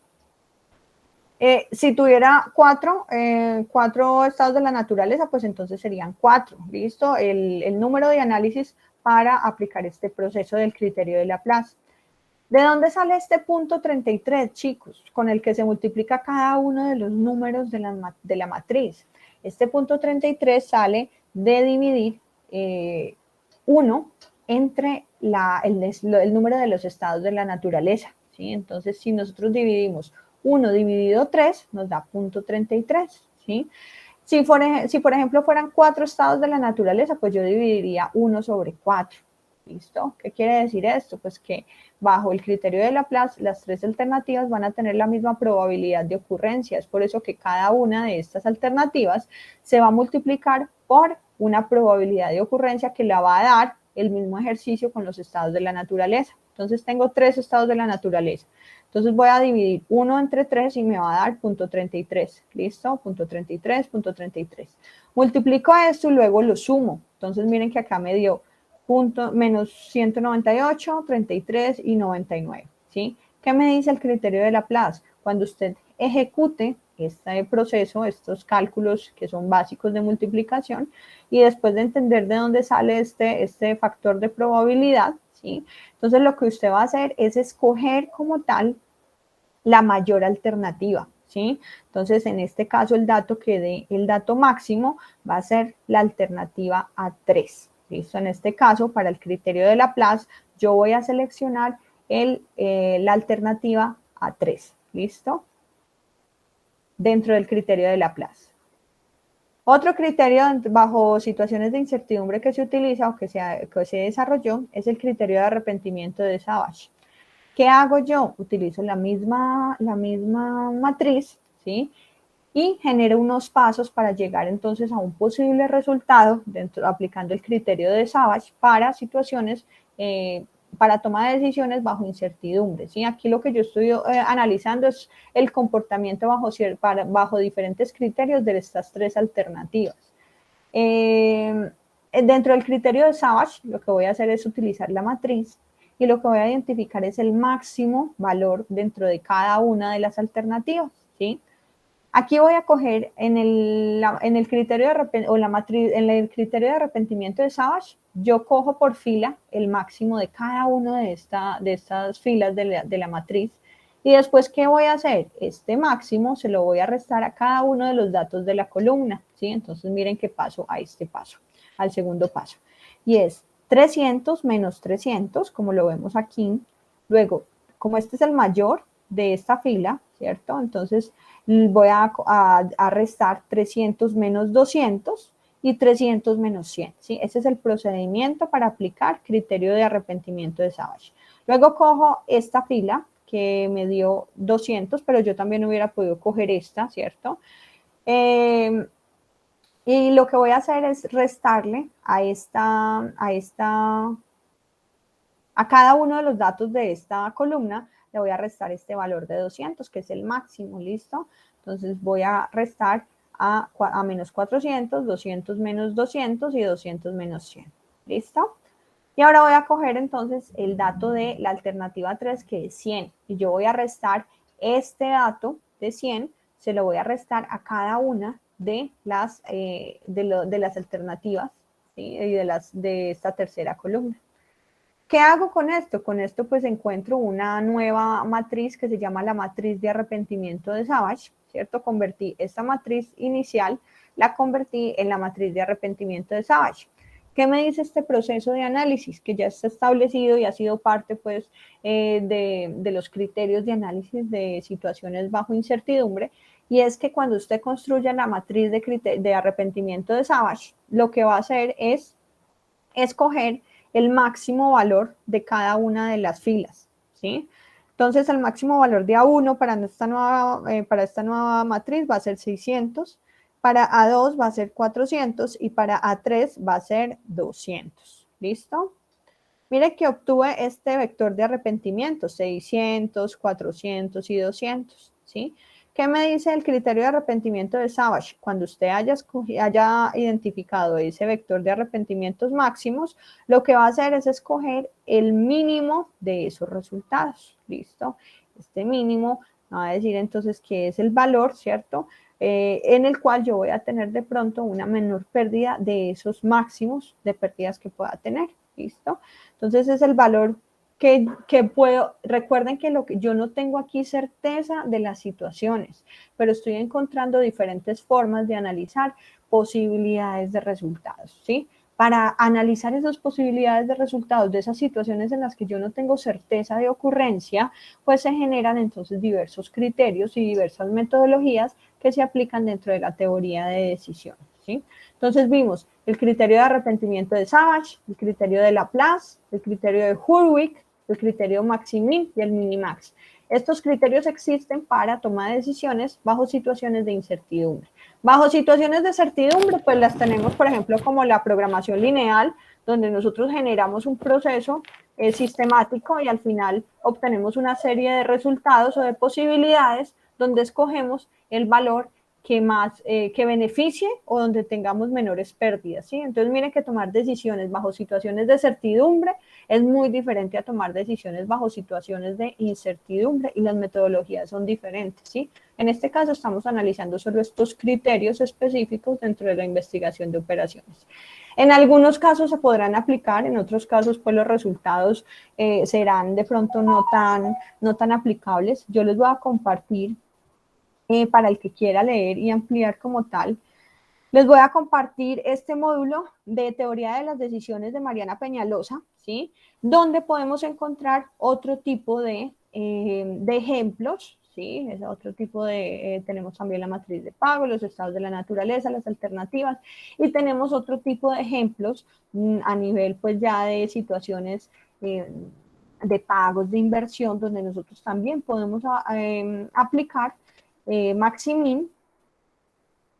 Por ejemplo, el ejemplo que muestra en este documento que les voy a compartir es teoría de decisiones aplicando estos criterios en situaciones de incertidumbre, por ejemplo, para escoger la alternativa de decisión del medio para hacer publicidad, dependiendo del tipo de demanda, si tenemos una demanda alta, media o baja, ¿sí? Miren que bajo estas situaciones también se construyen matrices. Aquí dice, suponga que una empresa quiere realizar una campaña publicitaria, se le presentan tres posibilidades: radio, 15 minutos de lunes a jueves en un espacio; televisión, un spot cada semana sobre las 12 horas; y prensa, un anuncio 2 días a la semana, los días lunes a jueves y los jueves. Como han hecho campañas anteriormente, se ha podido valorar los beneficios de las diferentes posibilidades del siguiente modo. Miren que estos ejercicios, ¿sí?, que podemos obtener para aplicar estos diferentes criterios, pues los ejercicios tienen situaciones donde tenemos alternativas y hemos obtenido pues posibles resultados, pero no sabemos cómo va a ser el comportamiento, ¿sí? Entonces tenemos alternativas de radio, televisión y prensa para hacer publicidad, y tenemos los resultados de acuerdo a una demanda alta, media o baja, ¿sí? Miren que aquí empezamos a generar como tal una matriz de lo que llamamos matriz de pagos, que así como en el ejercicio de los sismos, pues también se genera una matriz en la cual aplicamos entonces el criterio Maximax. Entonces aquí en el caso de ¿qué medio de comunicación se debe de elegir? Entonces miren que aquí toman como tal, para cada uno de estos datos de radio, televisión y prensa, pues escogemos el máximo para aplicar el criterio Maximax. En este caso entonces aplicamos lo que vimos con el ejemplo de los sismos. El Maximax es el máximo de cada una de las alternativas. En este caso, la alternativa de radio, ¿cuál sería el mayor beneficio? 10.000. El de televisión sería 8.000. Y el de prensa sería 9.000. Entonces miren que acá tenemos ya nuestra matriz Maximax. Ahora, ¿qué nos dice Maximax? Escoja el máximo de los máximos. El máximo de los máximos sería 10.000, que corresponde a la alternativa de radio, ¿sí? Quiere decir que el medio por el cual yo podría obtener la mayor cantidad de beneficio o la mayor cantidad de ventas o de demanda, ¿sí?, sería escogiendo la opción de radio. La opción de radio dice aquí que se genera 15 minutos de lunes a viernes en un espacio, de lunes a jueves en un espacio, ¿sí? Entonces esa sería como la opción que nos puede generar posiblemente la mayor cantidad de demanda, ¿cierto? Lo mismo el Maximin aplicado para este ejercicio de los medios de comunicación que se deben de escoger bajo criterios o bajo una matriz de pago, ¿sí? El Laplace también se ejecuta, ¿sí? Hurwitz también se ejecuta. Entonces miren que estos son modelos que se aplican, así como lo explicamos ahorita. Savage, el modelo de Savage también se aplica. Y esta es otra opción para que ustedes puedan analizar este tipo de criterios y la aplicación en algunos casos. ¿Listo? Lo importante es que los conozcamos, chicos, dentro de este módulo de investigación de operaciones, conozcamos que existen estos criterios y que se aplican para la toma de decisiones bajo situaciones de incertidumbre. ¿Ok? ¿Alguien levante la manito? Yo, profe. Dime. Entonces, bueno, aquí estamos hablando de datos estadísticos, pero que son, por ejemplo, como los edificios, que esa información se consigue. Pero vamos a lo que decía Alejandro. Si nosotros quisiéramos hacer esto para Alejandro, tendríamos que conseguir datos estadísticos, pero basados en años anteriores, de temporadas de lluvia, meses de lluvia y todo eso. Y habría que anexar, por ejemplo, el dato del clima que sale desde temprano en la mañana, que dice que el día va a ser lluvioso y todo eso. Y ahí sí se podría calcular. Pero Claro. tocaría tomar datos de años anteriores, o ahí ya no aplica. Sí, pero llegamos a lo mismo, son probabilidades de ocurrencia. Los datos estadísticos nos permiten generar históricos, ¿cierto? Y con esos históricos nosotros generamos algo que llamamos forecasting o que se llaman pronósticos, ¿cierto? Esos pronósticos, cuando tenemos datos estadísticos, pues es mucho más fácil analizarlo porque generamos tendencias, ¿cierto? Pero cuando nosotros no tenemos esos datos, pues nos toca generar probabilidades de ocurrencia, y para cada probabilidad de ocurrencia, pues obviamente los negocios, por ejemplo, no estoy muy empapada en el tema de las aseguradoras, pero las aseguradoras tienen que analizar todas las posibilidades de ocurrencia de cualquier situación en que se pueda afectar un bien o lo que se está asegurando. ¿Para qué? Pues para que estas situaciones estén cubiertas bajo los parámetros de cumplimiento o no de pago de un seguro, ¿listo? Porque si esto no se analiza, para esto existe el análisis del riesgo, ¿cierto? Si yo no analizo todas esas posibilidades de ocurrencia de situaciones en un caso real, pues las aseguradoras perderían muchísimo dinero, ¿cierto? Profe. Entonces, para esto, sí, dime. Sí, se maneja una tasa de riesgo como tal. Eso es lo que se hace, una tasa de riesgo y un análisis de las posibles causales de muerte. Es lo que se maneja. Dentro de las aseguradoras. Sí, dependiendo cuando se llama el tema de siniestros. Por ejemplo, forma más segura de morir, de viajar. Dicen que por el aire. Y dijeron eso y a los 3 días se cayeron como 5 aviones. Entonces ahí están las estadísticas.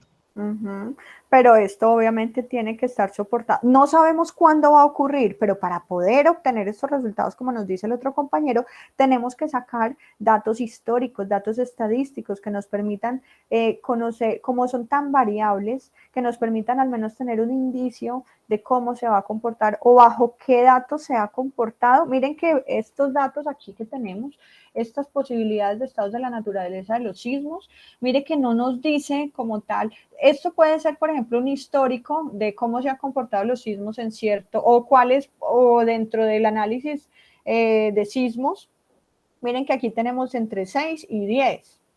Quiere decir que si este resultado fue entre 6 y 10, quiere decir que en la zona donde se generaron los resultados para esto ha sido como los datos más comunes que se puedan presentar dentro de los sismos en esa zona. Aunque esto es muy impredecible, ¿cierto? Nosotros no podríamos pues establecer esto, pero necesitamos cualquier dato para poder analizar una posibilidad de ocurrencia. Por lo tanto, como dice el compañero, nosotros sí tenemos que hacer levantamientos de información y en algunos casos asumir posibilidades de ocurrencia de alguna de esas variables que impactan nuestros resultados, ¿sí? Pero sí necesitamos datos cuantitativos para poder tomar decisiones. No sabemos qué va a pasar, pero tenemos alternativas y tenemos que analizarlas, ¿sí? Entonces, estos criterios, esto es más de análisis, chicos. A mí me gusta más, esto es importante conocerlo. La semana que viene vamos a trabajar con datos de pronósticos, de proyecciones en Excel. Entonces, obviamente, ahí vamos a tener una visión diferente de lo que son los pronósticos, de lo que son las proyecciones, con datos ya estadísticos, ¿sí? Con datos en hojas de Excel que de pronto vamos a poder interpretar de una forma diferente. Importante que conozcamos dentro de esta materia este tipo de criterios y conocer que las situaciones de toma de decisiones pues, han sido objeto de estudio y más dentro de las empresas porque estos generan un mayor beneficio o generan una mayor pérdida y pues esto es lo que tenemos que disminuir o tenemos que anticipar, ¿cierto? Generar mayor cantidad de utilidades o minimizar las pérdidas que podamos tener dentro de cada uno de los negocios. Vamos a ver algo que se llaman árboles de decisión. Los árboles de decisión se trabajan bajo situaciones de riesgo. Entonces, miren que vimos. Toma de decisiones bajo situaciones de certidumbre, cuando tenemos todos los datos y en este se emplean modelos determinísticos. ¿Listo? Determinísticos quiere decir que tenemos todos los datos, por lo tanto tenemos certidumbre y son situaciones de certidumbre. Tenemos que resolver un problema, un modelo, pero tenemos todos los datos, ¿sí? Otra situación para tomar decisiones es que tengamos casos de incertidumbre. Incertidumbre, ¿por qué? Porque no tenemos ni conocemos cómo van a ser todos los datos. Entonces, este tipo de problemas se llaman, en algunos casos, problemas probabilísticos, ¿listo? Porque utilizamos factores de probabilidad y pues en esto hay un tema. Nosotros, no sé si aquí en administración de empresas vemos diferentes estadísticas. Ustedes de pronto vieron en su pensum diferentes estadísticas. Dos, profe.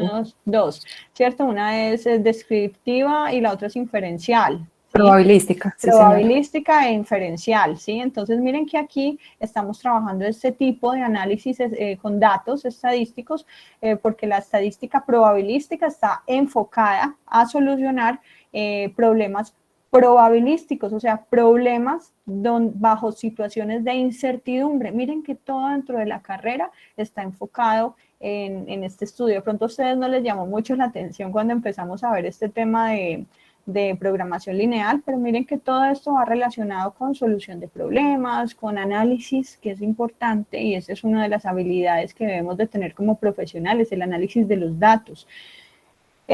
Vimos entonces situaciones de toma de decisiones bajo certidumbre o problemas determinísticos, ¿sí? Como la programación lineal.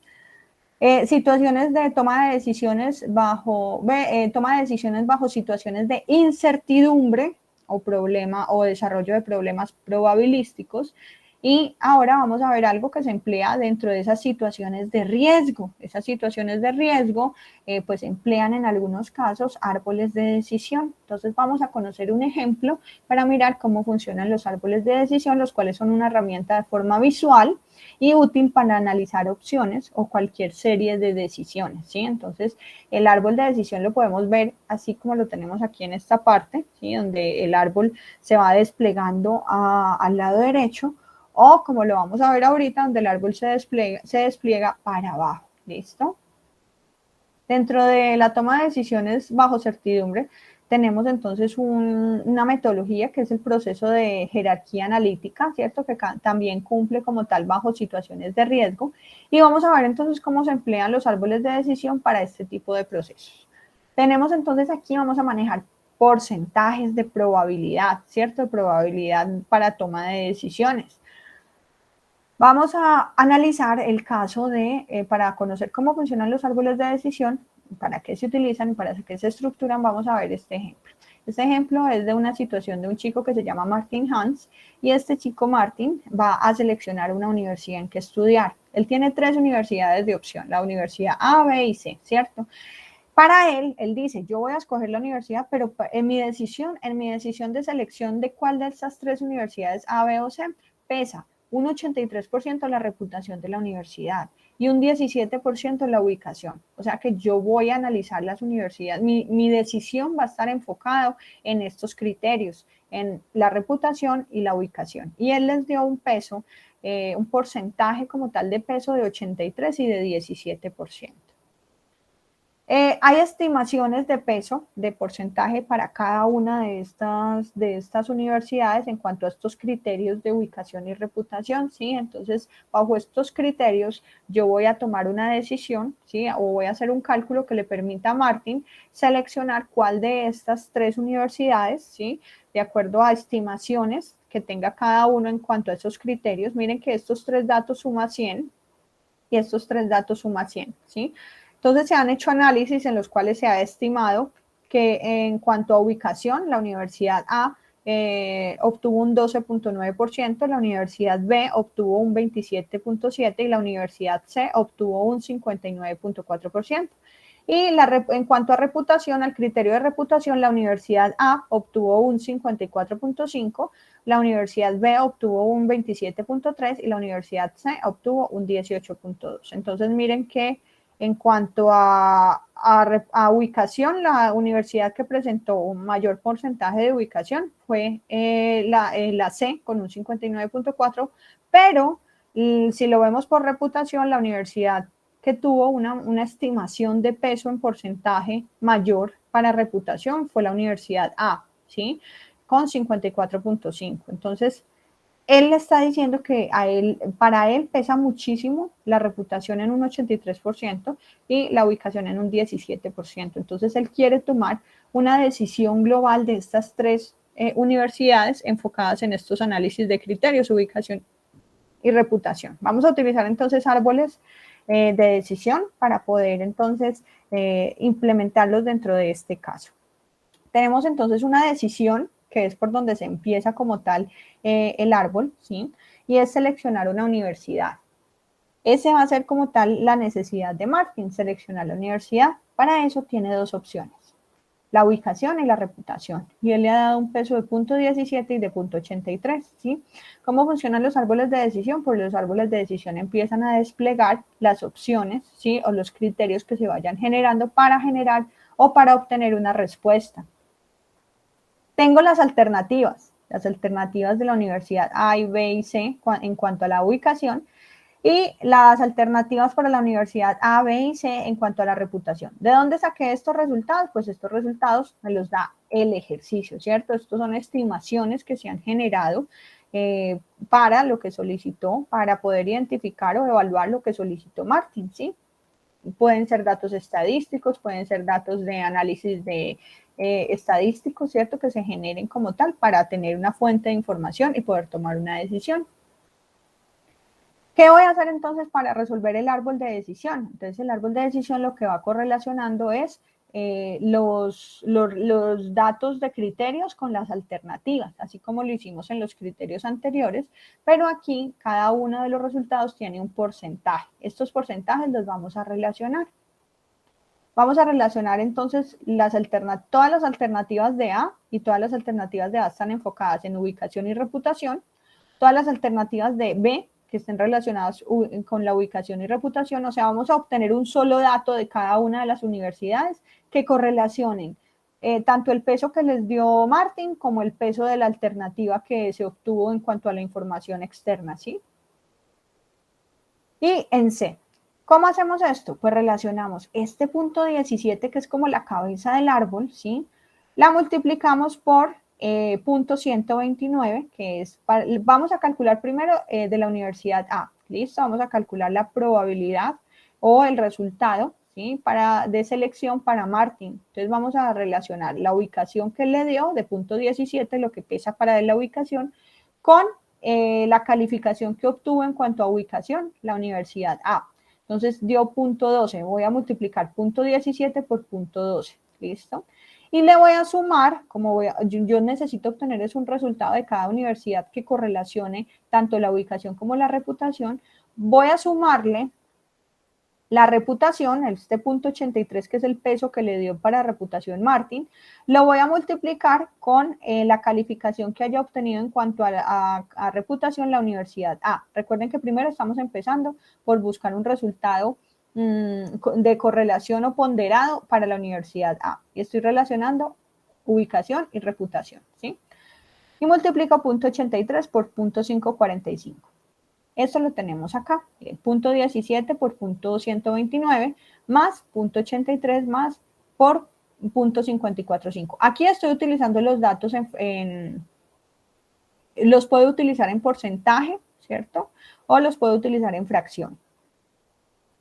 Luego hago el cálculo de la correlación para la universidad B. Entonces multiplico punto 17 por punto 277 más punto 83 por punto 273 y obtengo el resultado para B. Y luego lo hago para la universidad C. Correlaciono punto 17 por punto 594 más punto 83 por punto 182. Al obtener estos resultados, entonces lo que va a hacer Martin es seleccionar la universidad que le permita tener un mayor porcentaje en la correlación o en el ponderado de esos criterios que él había seleccionado o que él había determinado para tomar la decisión.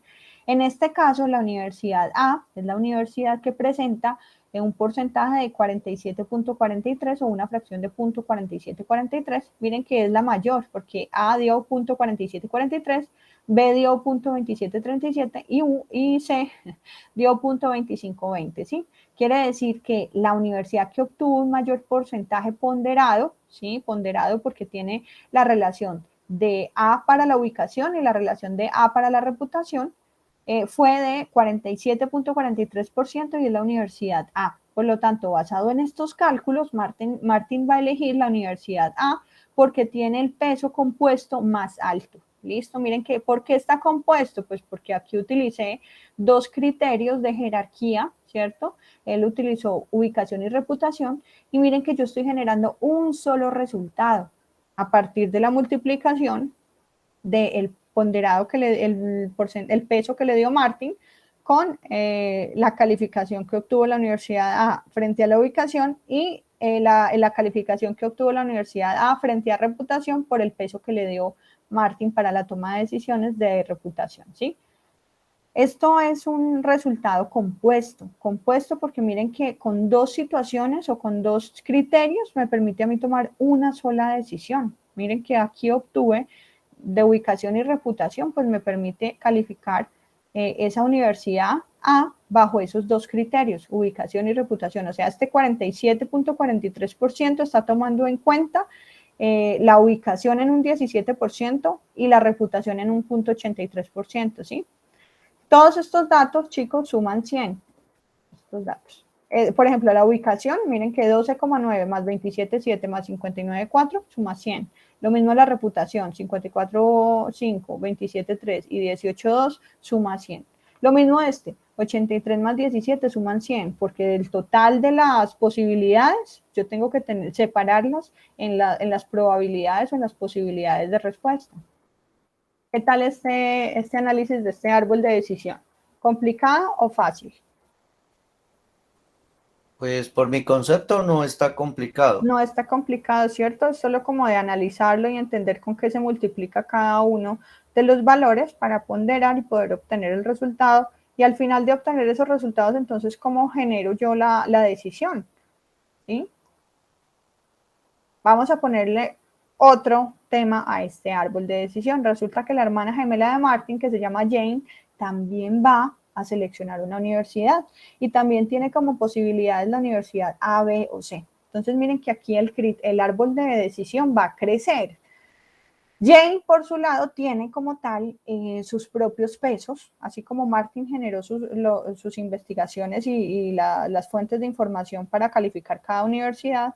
Jane también tiene como sus pesos para la ubicación y para la reputación, ¿sí? Pero al final, la respuesta va a estar compuesta en un 50% por lo que obtenga Martin y en un 50% lo que obtenga Jane. O sea, va a ser 50 y 50 el resultado final. Entonces, digamos que los papás de Martin y Jane van a seleccionar la universidad para estos chicos. Pero entonces cada uno tiene un criterio de selección enfocado en la reputación y la ubicación diferente. Vamos a ver entonces cómo estos árboles de decisión se utilizan para correlacionar y analizar información. Cuando analizamos la universidad A, estamos generando una correlación de toda la información de la universidad A dentro de todo este árbol. Lo mismo la universidad B, lo mismo la universidad C. O sea que lo estamos relacionando tanto para Martin, ¿cierto? La ubicación de A, para Martin la reputación de A, y le vamos a sumar para Jane la ubicación de A, y le vamos a sumar la reputación de A para Jane, ¿sí? Esto al final nos va a dar un resultado final de la universidad A. Lo mismo en la universidad B. Para sacar un resultado total de la universidad B, pues le vamos a sumar el resultado que dé Martin de la ubicación de A más el resultado que dé Martin de la reputación de B y B, se la vamos a sumar al resultado que dé Jane de la ubicación de B y el resultado que dé Jane de la reputación de B. ¿Sí? Entonces miren que el árbol de decisión lo que nos permite es ir relacionando hacia abajo o hacia la derecha, ¿cierto? Cada una de las ramas y de las opciones que tengamos dentro de este tipo de formas de evaluar la información. Vamos entonces a analizar. Tenemos entonces a Martin y tenemos a Jane. Cada una de esta información, la información final o la toma de decisiones va a estar en un 50% en Jane y un 50% en Martin. Cada uno va a analizar la selección de la universidad dependiendo de la reputación o la ubicación.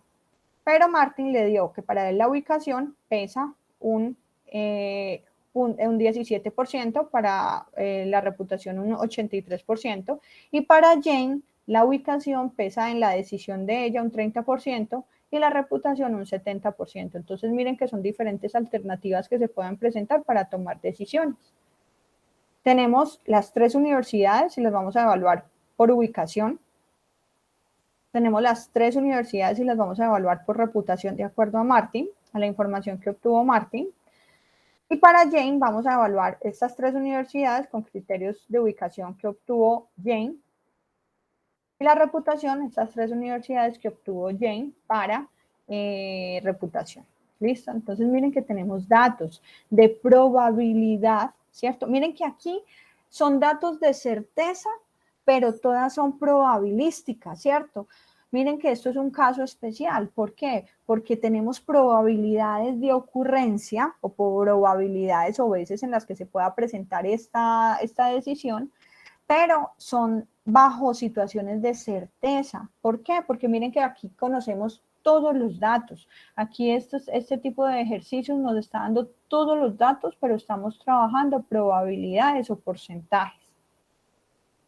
Lo que vamos a hacer entonces es relacionar, ¿sí?, este punto 5 y va a multiplicar este punto 17 por punto 129 más punto 83 por punto 545. O sea, Este punto 5 va a multiplicar a este punto 17 por 129, que es la ubicación de A, y también va a multiplicar, y le vamos a sumar este punto 83 por punto 545, ¿sí? Lo vamos a hacer aquí. Miren, punto 5, que es este punto 5 de Martin, ¿sí? Lo vamos a multiplicar, ¿por qué? Por la relación de estas dos, de la ubicación y la de reputación. Entonces, punto 5 por punto 17, miren aquí, punto 17 por punto 129, ¿sí? En cuanto a la ubicación, más la reputación, que es punto 83 por punto 545. Y cierro el paréntesis, y eso está multiplicado por punto 5, que es el peso de Martin en la decisión. Miren que aquí le vamos a sumar, ¿sí? El peso de Jane, que es del punto 5, para la relación de, abro paréntesis, punto 3 por punto 2, que es la ubicación o el peso del criterio por la alternativa de la Universidad A de Jane, más punto 7 por punto 5, que es la multiplicación del criterio por la alternativa de Jane, ¿sí? Y eso nos da punto 4421 o 44.21% para la Universidad A. O sea que en cuanto a todas las decisiones, ¿cierto? O todos los criterios de jerarquía que estableció Martin y Jane para tomar la decisión de a qué universidad iban a asistir, la Universidad A obtuvo un 44.21%, la Universidad B obtuvo un 25.18%, y la Universidad C obtuvo un 30.60%. Quiere decir con esto que entonces Martin y Jane, de acuerdo pues a este análisis que hicieron para seleccionar la universidad, la universidad que más cumple como tal con ese criterio de probabilidad que ellos asociaron es la Universidad A, con un 44.21%, el cual tiene el mayor porcentaje para poder, de las tres alternativas de las universidades, ¿sí? Esto se utiliza, entonces miren que esta es una situación para tomar decisiones, ¿cierto? Donde tenemos datos de probabilidad, porque tenemos puros porcentajes, ¿sí? Y tenemos datos, y tenemos una situación de certidumbre. ¿Por qué? Porque miren que conocemos todos los datos. Simplemente aquí tenemos es que generar cálculos matemáticos que nos permitan llegar a un resultado. ¿Alguien va a preguntar algo, chicos? Sí, profe. Entonces, no sé si estoy equivocado. Dime. Martin y Jane serían vectores, ¿cierto? ¿O no? Bueno, digamos... Pues analizándolo, pues si lo vamos a llevar a una matriz, pero en este caso pues no se utilizan vectores, bueno, porque son árboles de decisión. Listo, dejémoslo en Martin y Jane. Ajá. Como tenemos que averiguar de ellos dos, por eso es que se coloca el paréntesis. Pero si fuera uno solo, como en el ejercicio anterior, no llevaría paréntesis. Pero llevaría la relación, ¿sí? Mira que si, por sí, ejemplo... la relación sí, pero es que la pregunta mía era por los paréntesis. Porque en este caso se dan porque estamos hablando de ellos dos. Si fuera solo uno, yo solo sumaría punto 17 por punto 129 más punto 83 por punto 545, ¿sí? Sumaría el ponderado de la ubicación y de la reputación para Martin, ¿sí? Y ese sería mi resultado, y eso fue lo que hicimos acá. Espérame, devuelvo que acá tengo muchas animaciones. Mira, eso fue lo que hicimos acá. Ajá. Lo que pasa es que yo aquí puedo utilizar, ¿cómo es? Paréntesis o no. Pero, ¿qué pasa? Por ejemplo, si yo voy a resolver esto en Excel, chicos, en Excel yo tengo que generar paréntesis, ¿sí? Para poder decirle a Excel, eso depende del lenguaje de programación que tú estés utilizando en cualquier herramienta. Por ejemplo, en Excel, para yo poder hacer este punto 17 por punto 129 más punto 83 por 545, yo tengo que generar paréntesis, ¿sí? Para poder que Excel entienda que usted primero tiene que hacer una multiplicación y sumarla con el resultado de esta multiplicación, ¿sí? Si yo a Excel no le meto eso, no le pongo los paréntesis, Excel va a sumar 129 más 83 y lo va a multiplicar por 17 y lo va a multiplicar por 545, ¿cierto? Entonces no tendría orden. Pero en este caso, pues si yo lo hago en una calculadora, pues yo podría hacer el punto 17 por 129 más, abro paréntesis, ¿sí? .83 por 5,45. Eso depende como tal, como tú manejes el cálculo, ¿sí? Yo podría utilizar paréntesis o no, pues eso depende como del nivel de entendimiento o del nivel de comprensión que tengamos para hacer cálculos matemáticos. No sé si ustedes en algún momento han visto cosas de qué resultado daría esto y que conlleva una multiplicación y una suma, pero tenemos que aplicar las propiedades de la multiplicación. Como en este caso, ¿sí? Por ejemplo, esto primero tengo que multiplicarlo y multiplicarlo para después sumar el resultado, ¿sí? Yo no podría, por ejemplo, generar primero la suma y después la multiplicación, ¿sí? A eso es a lo que te refieres, de por qué es importante el paréntesis. Sí, ya me respondió. Okay. Gracias, profe, quedó bueno, claro. Listo. Chicos, entonces, ¿qué vimos hoy? Situaciones de certidumbre, vimos toma de decisiones, vimos teoría de decisiones. Teoría de decisiones, y las decisiones ya sabemos entonces que se pueden tomar bajo situaciones de certidumbre o de incertidumbre, ¿cierto? Donde tenemos mucha información o donde no tenemos información. Entonces, para esto se han generado diferentes estudios estadísticos, probabilísticos, determinísticos, para poder llegar a un resultado que nos permita tomar decisiones, ¿listo? De la situación que estemos analizando. Esto es todo lo que vamos a ver por parte de la teoría de decisiones. Para mí era importante que ustedes conocieran los conceptos probabilísticos, determinísticos, max-min, min-max, Hurwitz, todos estos conceptos que son importantes y que están dentro de esta materia de investigación de operaciones. ¿Qué vamos a ver la semana entrante? La semana entrante vamos a ver teoría de pronósticos. Para teoría de pronósticos lo que vamos a hacer es vamos a desarrollar un ejemplo en Excel. ¿Listo? Vamos a desarrollar un ejemplo en Excel y luego vamos a llegar a la semana 6, que va a ser, en esta semana lo voy a cambiar. Esta semana la semana que viene vamos a realizar un ejemplo de teoría de pronósticos, ¿listo? Y en la semana 6 vamos a desarrollar un taller. Entonces ese taller vamos a explicarlo y ese taller sí va a ser de forma individual. Cada uno de ustedes lo va a realizar en Excel, ¿listo?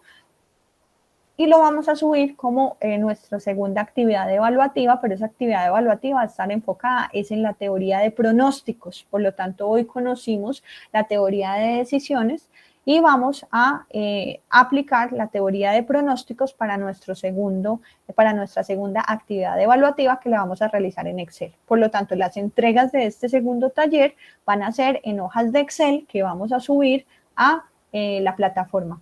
¿Ok? Voy a llamar a lista.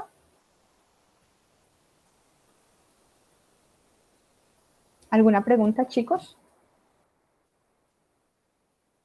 Por mi parte, no, profe. No, profe, ninguna. Muchas gracias.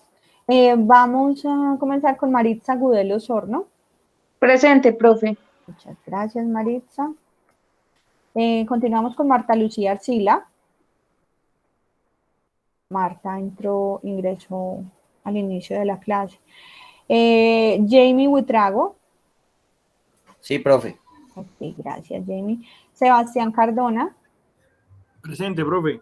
Gracias. Gloria Patricia Grajales. Presente, profe. Gracias. Alejandro Ortiz. Ricardo José Ospina. Presente, profe. Aquí estoy, profe. Bueno. Alejandro, no, pero... Profe, presente. Alejandro Ortiz. Sí, Alejandro Ortiz, sí. Y José Ricardo, me habías enviado un mensaje, pero mira que no lo había visto por lo que Sí, pero que me trae aquí del celular. Bueno, listo. Victoria Eugenia Prieto. Adriana Ramírez Penagos. Presente, profe. Gracias. Gisela Constanza Rivera. Presente, profe. Gracias. Duerny Rodríguez. Presente, profe. Gracias. Paola Andrea Trejos. Presente, profe. Muchas gracias. Yenis Janet Valencia. Presente, profe. Gracias. Paola Andrea Velázquez Valencia. Presente, profe. Gracias. Y Marta Lucía Arcila, ¿saben de pronto qué le pasó?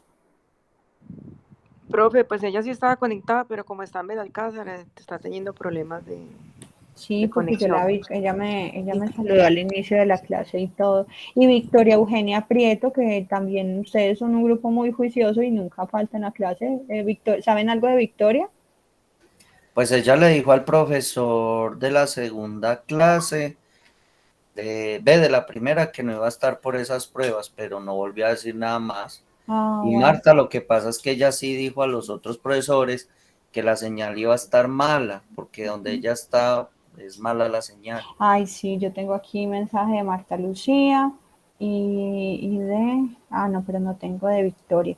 Ok, listo, chicos. Entonces, les agradezco mucho la asistencia a la clase, que descansen y nos vemos el sábado que viene. ¿Listo? Ok, profe. Listo, Muchas profe. gracias, Chao, que profe. estén muy bien. Muchas gracias. Gracias. Gracias.